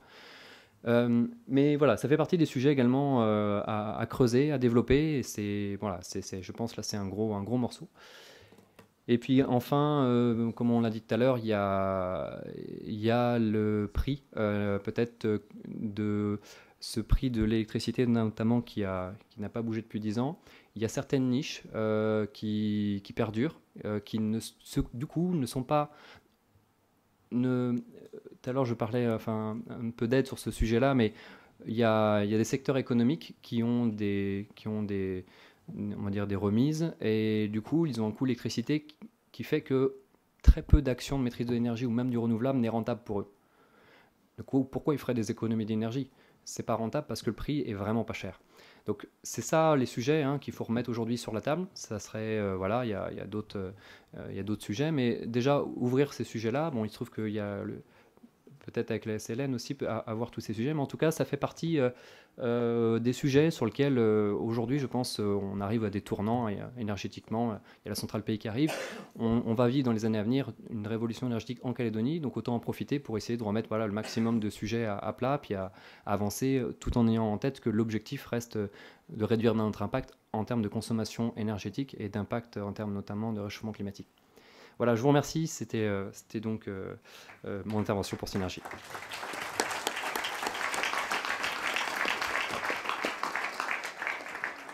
Merci Alexandre Loiseau. Merci aux 4 intervenants qui ont déjà donné beaucoup d'éléments par rapport à cette question de la transition énergétique. On va rentrer dans la dernière partie de cette soirée qui est un échange avec les personnes qui sont là. Vous avez sans doute des questions avec la multitude d'informations que vous avez entendues.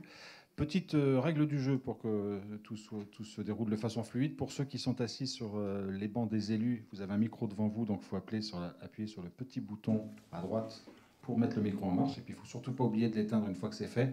Pour les personnes qui sont au fond, il y a des personnes du Congrès qui ont un micro, donc il faut bien lever la main et on vous donnera un micro pour qu'on puisse vous entendre.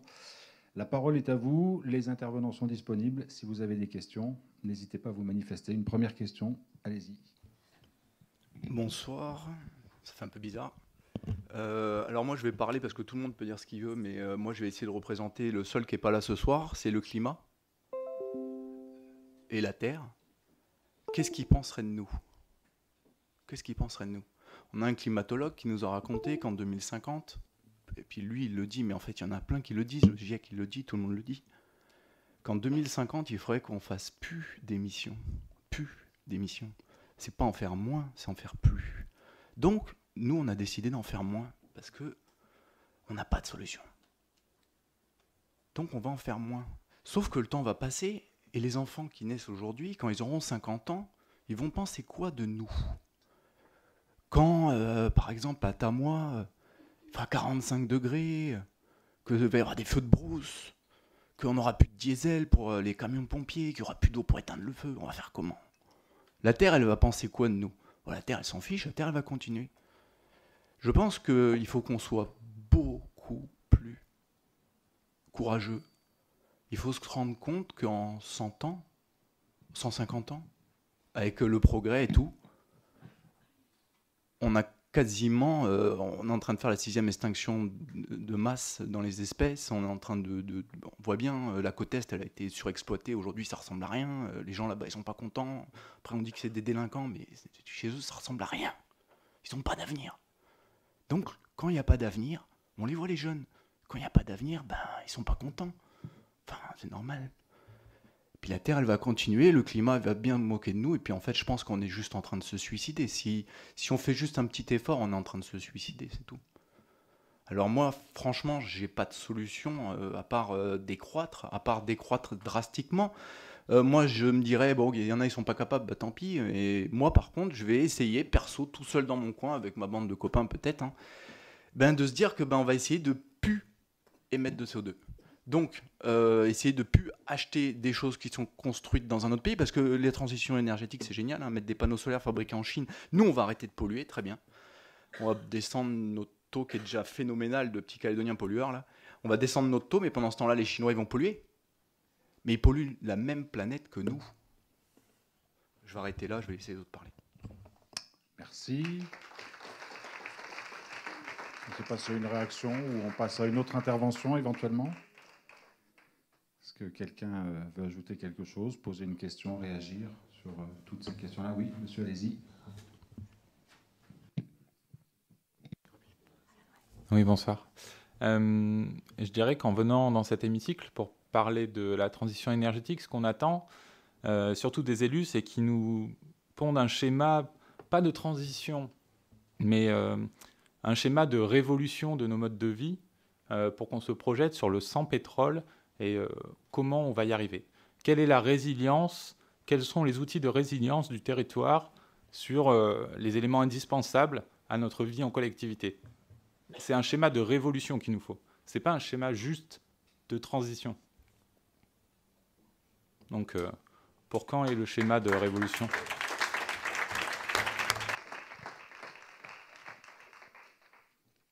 Quelqu'un veut apporter une pression? Oui, une fois encore? Ouais, vous connaissez tous Idriss Aberkane, il est venu là il n'y a pas longtemps. Je crois qu'il y a eu du monde, tout le monde a été le voir. Tellement de monde qui a été le voir qu'il n'y avait même plus de place pour y aller. Il a dit qu'à chaque fois qu'une révolution se passe, elle commence par faire peur. Ensuite, on la trouve dangereuse. Et c'est qu'à la fin qu'on se dit « Eh mais putain, mais c'était évident !» Ça, je suis sûr, vous le savez tous, hein. Oui, voilà, bah oui, mais voilà, c'est connu, quoi. Et voilà. Et moi, je pense que la transition écologique, enfin, là, le réchauffement climatique, il est là, il est devant nous. Donc, dans un premier temps, on va se dire non, on n'a rien vu, on n'a rien vu. Ah non, on peut pas, parce que l'économie, l'argent. Mais... Et c'est Geronimo qui disait que l'homme blanc là, qui est arrivé au Canada, là, une fois qu'il aura pêché tous les poissons, qu'il aura coupé tous les sapins, là, mais les billets, ça se mange pas. Hein. Donc l'argent, c'est bien, c'est un mode de fonctionnement aujourd'hui, ok, mais est-ce qu'on fait quoi? Nous, on gagne de l'argent, et puis les gars, dans 50 ans, ils vont dire quoi? Est-ce que, par exemple, à Wailou, on referait la même chose? Admettons, on sait ce qu'on a fait. Est-ce qu'aujourd'hui, si Wailou, c'était vierge, complètement vierge, est-ce qu'on ferait la même chose? Ben, sûrement pas. En tout cas, les gens de là-bas, ils voudraient pas, hein, ça c'est sûr. D'ailleurs, on les voit hein, maintenant, dès qu'on veut faire un truc, ah non, on ne veut plus. Hein. Ben, évidemment. Oui. Juanito, une autre question au fond. J'ai vu, il y a quelqu'un qui lève la main au fond. On va vous amener un micro. Ouais, bonsoir. Bon, je vais parler pour Wailou, je suis de Wailou. Donc, effectivement, il y a des choses qui ont été faites, donc, même si les choses ne sont pas ce qu'on attend. Enfin, la révolution industrielle, hein, je parle pour les technologies qui ont été mises en place. Donc, si vous prenez les différents projets, la SLN, qui a un process pyrométallurgique et qui aujourd'hui recherche la compétitivité, d'autres sont venus sur la place. Donc, KNS, un pyrométallurgiste, mais lui a cherché à économiser son énergie en faisant un système endothermique, en permettant à l'air chaud des fours de pouvoir traiter son minerai. Et INCO, pour sa part, qui aussi un procédé hydrométallurgique où là, à l'intérieur, c'est une autoclave. Donc effectivement, la Nouvelle-Calédonie est à la pointe de la technologie par rapport aux éléments que je viens de citer, par rapport aux économies d'énergie. Par contre, effectivement, dans le monde, ce que je disais tout à l'heure, ce que je voulais poser comme question, c'est le camembert que vous avez présenté. Est-ce que c'est un camembert à cette date, aujourd'hui, ou à 2016, quand on a mis le schéma transition énergétique? Donc ça, c'est la première question, pour savoir à peu près. Parce que je pense que si Synergie existe depuis plus de 10 ans, il y a un bilan par rapport à ce qu'on a donné comme objectif. On parlait des 10% de réduction sur la partie domestique ou la partie transport. Donc il y a un bilan aujourd'hui. Donc c'est ces éléments-là qui permettent de donner des actions aux personnes de Nouvelle-Calédonie pour aller de l'avant.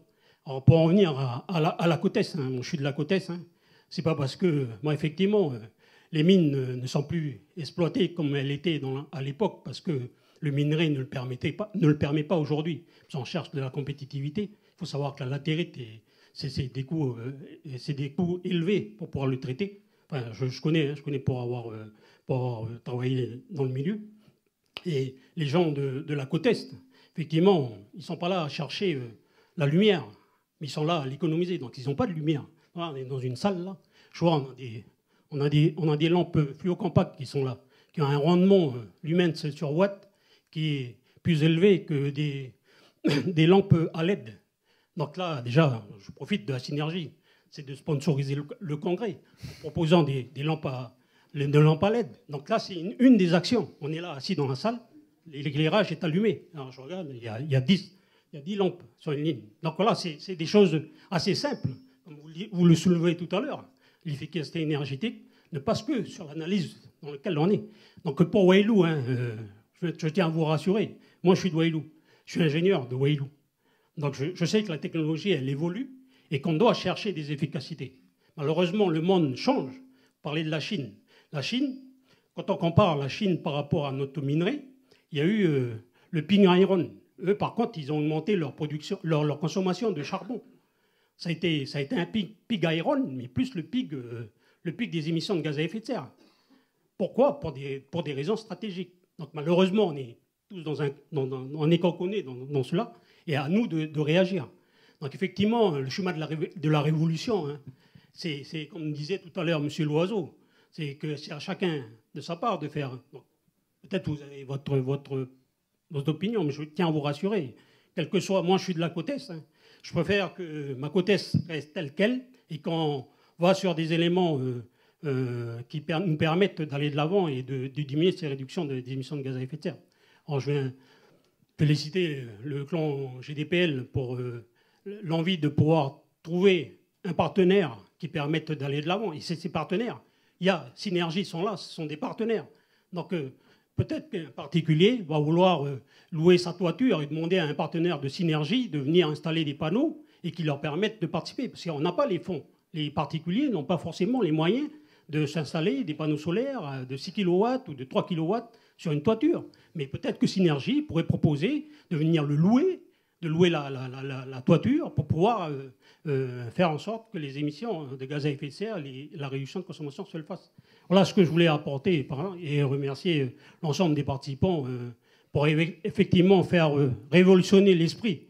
Pas simplement révolutionner, attendre que les choses se passent, mais révolutionner l'esprit par rapport à ce qui se passe dans le monde. Malheureusement, vous avez la guerre entre Trump et la Chine, c'est quelque chose qui touche le monde, c'est pas nous, Calédonie. Puis je voulais simplement mettre l'accent, parce que la personne de l'IRD disait tout à l'heure qu'on émettait moins. Enfin, on avait moins d'émissions négatives. Peut-être j'ai mal compris. Mais c'est vrai que notre économie, notre industrie fait que les éléments utilisés du fossile fuel et charbon, pour les raisons économiques, on a choisi du charbon aussi, les prix sont plus bas que le fossile. Donc il a fallu faire en sorte qu'il y ait une économie et qu'aujourd'hui, 10 ans après, on est en train de parler de la transition énergétique. Enfin, je parle ça par rapport à l'évolution de l'industrie en Nouvelle-Calédonie, effectivement, qui a évolué, mais qui fait qu'il y a des émissions de gaz à effet de serre qui sont plus mondiales et qui fait réagir chaque pays, et en particulier nous, les pays de l'Océanie, avec la montée des eaux. Donc c'est voilà, ce que je voulais rassurer, que les gars de la Côtesse, malgré qu'il y ait des choses, ils se réveillent et ils vont faire en sorte que ce qu'ils ont chez eux permette d'aller de l'avant et de réfléchir avec les moyens qui leur sont mis à leur disposition et d'échanger pour que les choses puissent aller pour le mieux. Voilà un peu ce que je voulais le dire. Merci. Merci de votre intervention. Alors, on en retient quand même deux petites questions pour Synergie. La première, excusez-moi, mais de quand date votre camembert? Parce que c'était la première question qui était posée. Et puis après, est-ce que vous seriez prêt à louer des toits pour installer des panneaux photovoltaïques? Pour ce qui est des données, ce sont des chiffres de 2018 et qui ont été publiés par la DIMAC pas plus tard qu'en début de semaine, si je ne me trompe pas, ou la semaine dernière. Je me tourne vers Bastien, qui est à votre droite, monsieur, qui justement est le chef du service énergie à la DIMAC. Pour ce qui est de la location de toiture, c'est un vaste sujet. Alors, je ne sais pas si aujourd'hui les adhérents de Synergie sont en capacité de louer des toitures pour pouvoir installer du matériel dessus. Je ne sais pas si le cadre réglementaire le permet. Ça, c'est le premier point. Ensuite, par contre, pour ce qui est effectivement de faire en sorte que les foyers puissent s'équiper, ça, c'est une mesure qu'a mis en place le gouvernement de la Calédonie, qui permet finalement à chacun de s'équiper effectivement de systèmes de production photovoltaïque avec la possibilité de revendre le surplus au réseau. L'idée, c'est quand même de favoriser l'autoconsommation. On a bien compris qu'aujourd'hui, un des principaux freins justement au déploiement du photovoltaïque sur les toitures, même s'il se développe quand même très très rapidement, il faut le souligner, hein. Aujourd'hui on est à quasiment 13 MW, si je ne me trompe pas, d'installer sur les toitures, Bastien, c'est à peu près ça, en l'espace de 2 ans, donc ça représente plus que la plus grosse ferme qu'on a sur le territoire, déjà, sur les toitures. On a bien compris effectivement que l'investissement pouvait être un frein et c'est pour ça qu'on travaille avec l'Agence calédonienne de l'énergie sur des réflexions pour faciliter l'investissement. Alors, dans un premier temps, on a réfléchi non pas sur la partie photovoltaïque, mais plus déjà sur le chauffe-eau solaire. Parce que c'est effectivement, si on part de la consommation d'énergie pour les différents besoins du logement, on l'a vu tout à l'heure dans la présentation d'Alexandre, c'est 32% de la consommation énergétique juste pour produire l'eau chaude. Donc nous, on est parti du postulat que autant travailler déjà sur un des axes, à savoir comment est-ce que je peux changer ces besoins d'énergie pour la production d'eau chaude de la manière la plus efficace et la plus intéressante économiquement et environnementalement. Je vais y arriver. Comment le faire? Le chauffe-eau solaire, c'est une des pistes. Et pour cela, on travaille en partenariat, comme je le disais, avec l'agence, pour un système d'investissement qui soit porté par l'agence et finalement que le particulier, l'usager qui va utiliser ce système de production d'eau chaude, lui, par le biais d'une mensualisation, puisse rembourser l'investissement. Ensuite, et c'est dans le même cadre de la démarche Négowatt, l'idée, c'est pas que tous les ménages de la Nouvelle-Calédonie s'équipent d'une installation photovoltaïque de 6 kg, parce que là, on marchera sur la tête. Et je rejoins l'intervention de monsieur, la première intervention, sur le fait qu'aujourd'hui, il y a besoin d'avoir une révolution.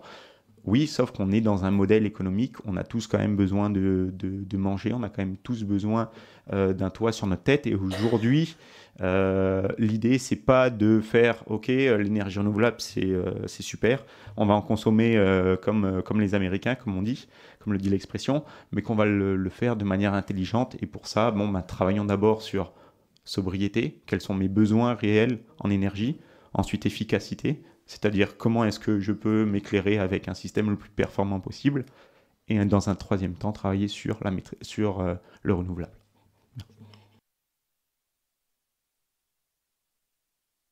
Attention, madame, et puis après monsieur. Et puis après vous, derrière. Oui, bonsoir.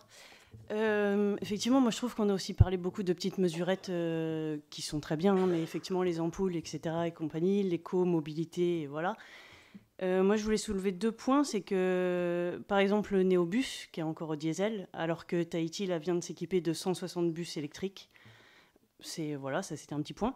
Et le deuxième point, c'est que, voilà, on nous dit l'écomobilité, de faire attention, voilà, les voitures électriques et tout, très bien. Après, il y a un autre cluster qui est le cluster maritime. Et le cluster maritime a décidé, enfin vous avez tous décidé, le gouvernement de la Calédonie, de développer le tourisme d'Australien, de paquebot de croisière.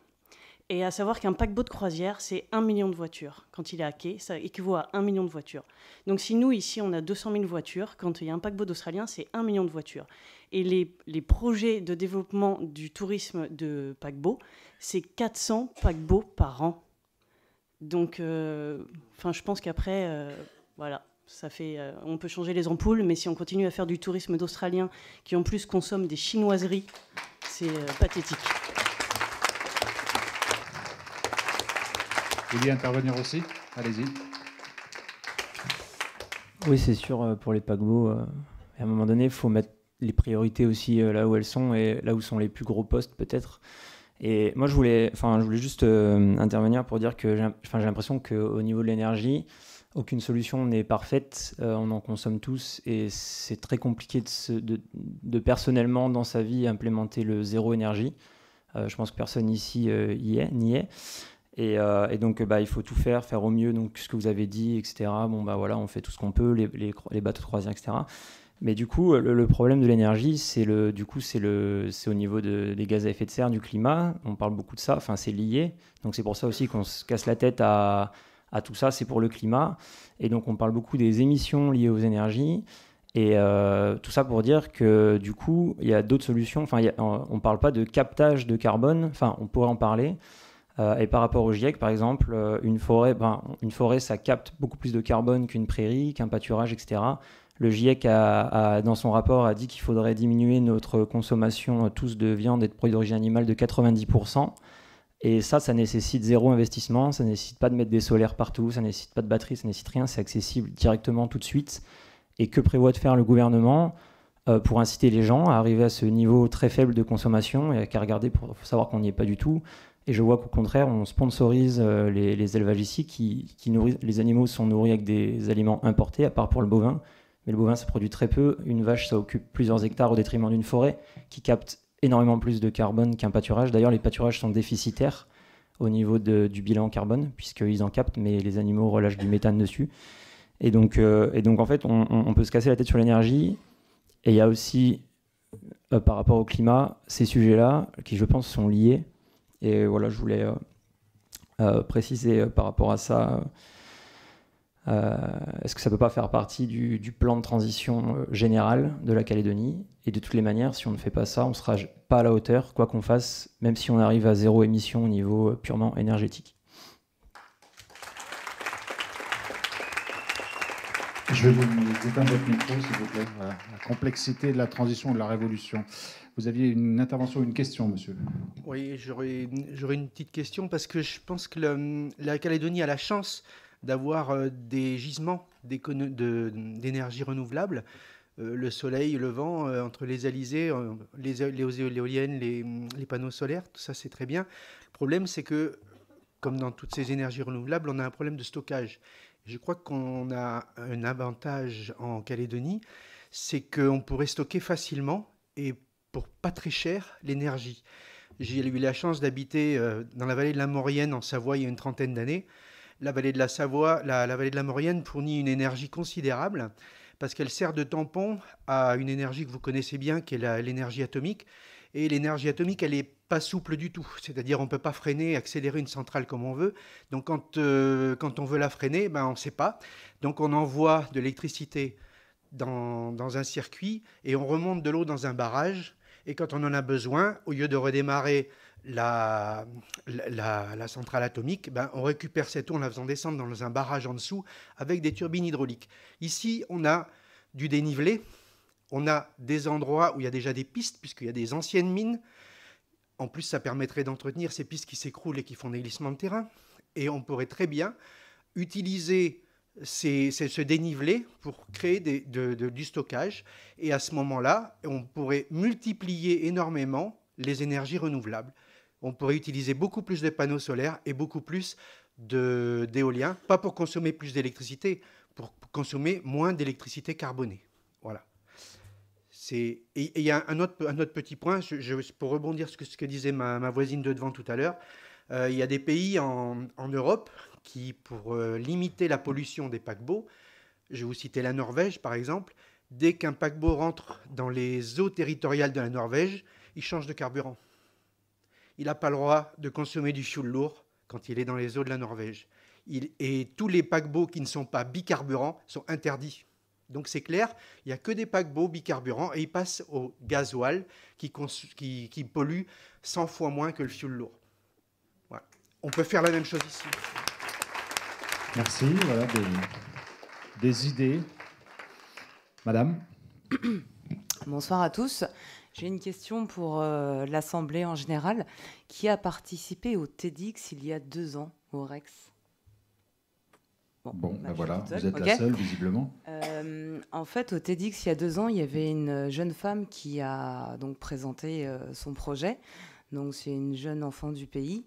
Et en fait, qui a étudié justement tout l'impact de la SLN et qui est partie étudier quelques années au Québec ou au Canada, je ne me rappelle plus. Et bref, qui est revenue en Nouvelle-Calédonie et qui présentait une réelle solution pour la SLN, une économie beaucoup plus verte. Et qui permettait, je me rappelle plus trop, justement, c'est pour ça que j'avais besoin de quelqu'un, mais bon, apparemment personne n'y était, pour transformer la scorie sur quelque chose de beaucoup plus vert. Et je tenais à remercier toutes les personnes qui ont organisé cette réunion ce soir, toutes les personnes qui sont présentes autour de la salle. Mais au-delà de beaux discours, j'aimerais vraiment que quelqu'un dans la salle, je peux m'engager par exemple, à retrouver cette jeune femme. Parce qu'au-delà de beaux discours, je pense qu'il nous faut vraiment des actions. Et je vous rejoins complètement sur... il n'est plus le temps de la transition, là, il est le temps vraiment de l'action. Et il faut vraiment tous qu'on agisse. Et donc, je m'engage auprès de vous tous ce soir à retrouver cette jeune femme. Et parce que... Tu la connais ? Oui. Bah voilà, ça y est, vous l'avez retrouvée. Ah bah voilà, très bien. Vous l'avez retrouvée. Du coup, on s'engage tous les deux, voilà, à la retrouver et à la contacter. Et à vraiment présenter sa solution... qui me semblait plutôt pérenne et en plus intéressante financièrement pour la SLN.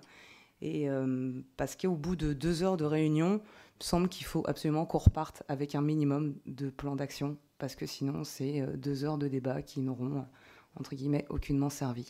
Le but était de s'informer, pas forcément... Je suis d'accord, mais si on est tous là ce soir, c'est qu'on est tous à peu près sur le même sujet de sensibilisation. Merci beaucoup. Merci de votre intervention. Après. Monsieur au fond et après vous, là, devant. Allez-y. Merci bien. J'ai cru comprendre que la Nouvelle-Calédonie faisait partie des accords de Paris, c'est bien ça?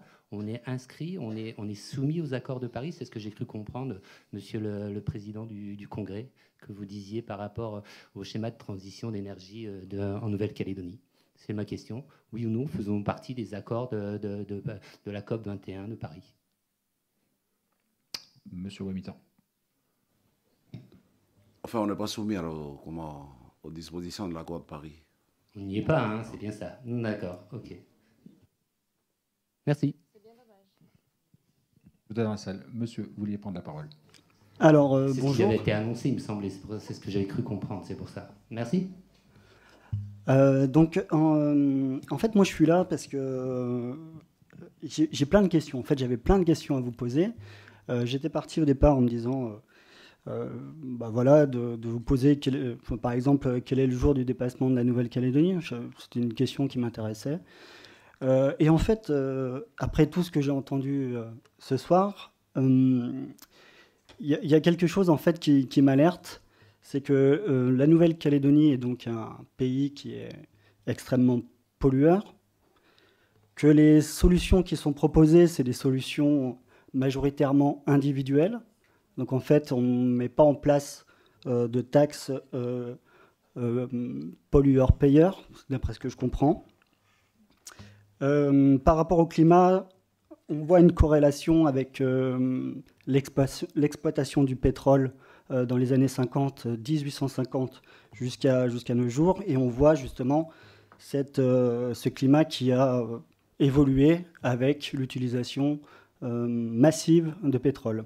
Or, on sait aujourd'hui qu'on a atteint notre pic pétrolier conventionnel en 2006, voire 2008, selon l'Agence internationale de l'énergie, que le GIEC table sur un scénario à 1,5 ou 2 degrés, mais que clairement on n'atteindra pas. Donc moi, la question que j'ai envie de vous poser ce soir, c'est que suite aux différents discours d'Édouard Philippe à différents sommets pour l'environnement, et à un moment donné, il a annoncé le mot effondrement. Effondrement de la civilisation, effondrement thermo-industriel. Et aujourd'hui, en fait, je voudrais poser la question à le président du Congrès par rapport à cette notion d'effondrement. Est-ce que vous êtes sensibilisé à cela? Quelles sont les mesures que vous allez prendre face à un potentiel effondrement? Alors bien sûr, c'est pas sûr, mais en tout cas, on y va pour l'instant droit dans le mur. Et en fait, qu'est-ce que vous avez prévu clairement face à cette possibilité d'effondrement de notre civilisation thermo-industrielle?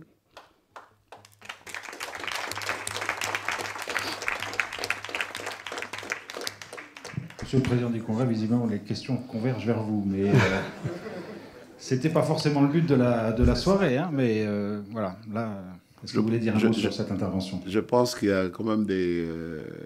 Avez-vous toutes les solutions? Des spécialistes qui sont là autour de nous. Hein. Nous, avant de prendre des décisions, on est bien obligé de nous appuyer sur des études, sur ce que nous disent les experts. Hein. Voilà, et c'est pas toujours, c'est pas toujours facile parce que y a des experts qui vont dans un sens, d'autres qui vont dans l'autre sens.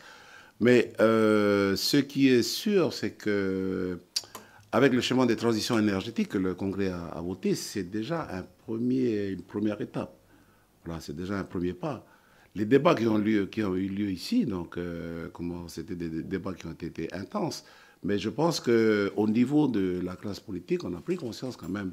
Peut-être pas de l'effondrement. Bon, peut-être l'effondrement, mais peut-être c'est dans quel horizon, on ne sait trop rien. Hein. Mais la prise de conscience que les politiques doivent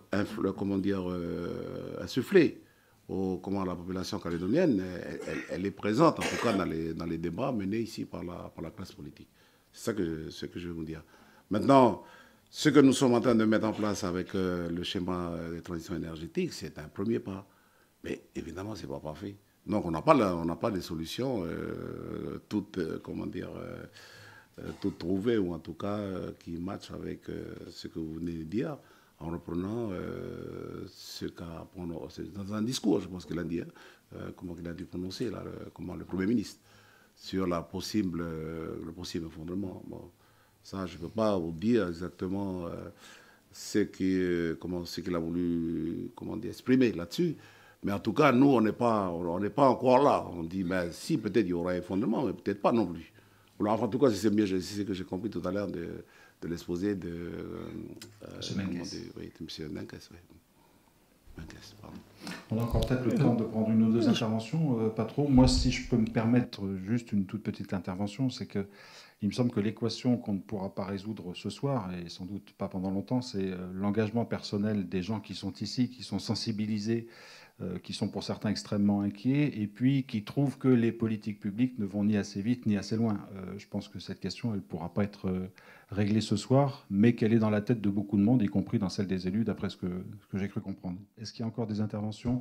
Peut-être des gens qui ne sont pas exprimés encore? Alors, je voulais juste rapidement, et puis après, monsieur juste rapidement, je voulais juste savoir si, pour la rédaction du schéma de transition énergétique, la population avait été concertée par rapport à ça. Parce que je fais partie d'un groupe et on avait quelques solutions à proposer.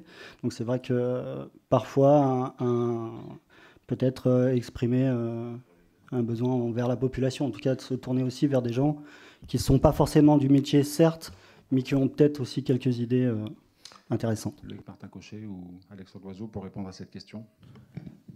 Alors, je crois que les travaux pour effectivement ce schéma de transition énergétique ont commencé en 2006, hein, si je ne me trompe pas. Donc, c'est quand même des travaux conséquents. Donc, effectivement, il y a eu de la concertation. C'est toujours difficile de concerter tout le monde, hein, d'avoir l'avis de chacun. Mais ce qui est encore plus difficile, je pense, lorsqu'on en arrive à voter quelque chose, c'est qu'il soit en adéquation, on va dire, entre ce qui est réalisable Parce qu'il ne faut pas oublier que même si ce soir, dans la salle, tout le monde est sensibilisé à la question climat, la question énergie, la question environnementale au sens large du terme, que derrière, la majorité des personnes du territoire et la majorité des personnes de la planète, avant tout, ce qu'ils veulent, c'est un emploi. Avant tout, ce qu'ils veulent, c'est pouvoir consommer. Alors, je sais bien, hein, là, je me fais un peu l'avocat du diable, mais ce que je veux dire, c'est que c'est toujours difficile de mettre d'accord tout le monde, d'avoir des objectifs qui soient à la fois ambitieux, mais réalisables, parce que ça aussi, c'est quelque chose qu'il faut garder en tête, et puis qui prennent aussi en considération les besoins des autres, et qui sont aujourd'hui une majorité, à savoir, je veux consommer librement, parce que c'est quand même, on est dans un pays, un état de droit, où les gens ont la liberté de consommer s'ils ont envie, donc c'est toujours difficile de mettre des objectifs qui soient à la fois, voilà, comme je le disais, atteignables, et aussi qui respectent les volontés des autres, et les autres, aujourd'hui, c'est quand même la majorité. Voilà. Donc... Oui, allez-y, monsieur. 1, 2. Voilà, oui, bonsoir. Oui. Ah, c'est derrière, pardon, excuse-moi. Après toi. Oui, donc voilà, merci que je prenne la parole. Alors, pour rebondir en fait sur ce que disait Monsieur Wamitan, oui, effectivement, ici en Calédonie, il n'y a pas encore des études scientifiques qui démontrent voilà, qu'il y a un effondrement qui est en train d'arriver. Mais je pense qu'intellectuellement, on le sait tous plus ou moins que en fait, ce système-là, il n'est pas durable. Sauf que ce n'est pas réellement descendu dans nos tripes pour qu'on puisse réellement passer à l'action. Il faut savoir que des études très sérieuses en France, même de par le monde, sont menées au travers de cette théorie de l'effondrement 1. Je tiens à préciser qu'il y a des collapsologues en France, par exemple, qui commencent à faire de plus en plus de conférences partout en France, et donc les gens ils commencent à se réveiller par rapport à ça. Donc il est temps qu'ici, en Nouvelle-Calédonie, on puisse prendre en compte aussi cela et étudier sérieusement cet effondrement pour pouvoir mieux anticiper l'avenir. Comment accompagner cet effondrement-là dans les meilleures conditions pour minimiser justement les risques de conflits et de guerres civiles qui seraient susceptibles d'y avoir lorsque le système va réellement s'effondrer. Et déjà en cours d'effondrement, on le sait très bien, nous tous. Et voilà. Donc, j'invite justement à ce que le Congrès puisse s'intéresser davantage à ce sujet parce que c'est vraiment un sujet d'actualité. Donc voilà. Et toi, tu voulais dire quelque chose Quentin ? Allez-y.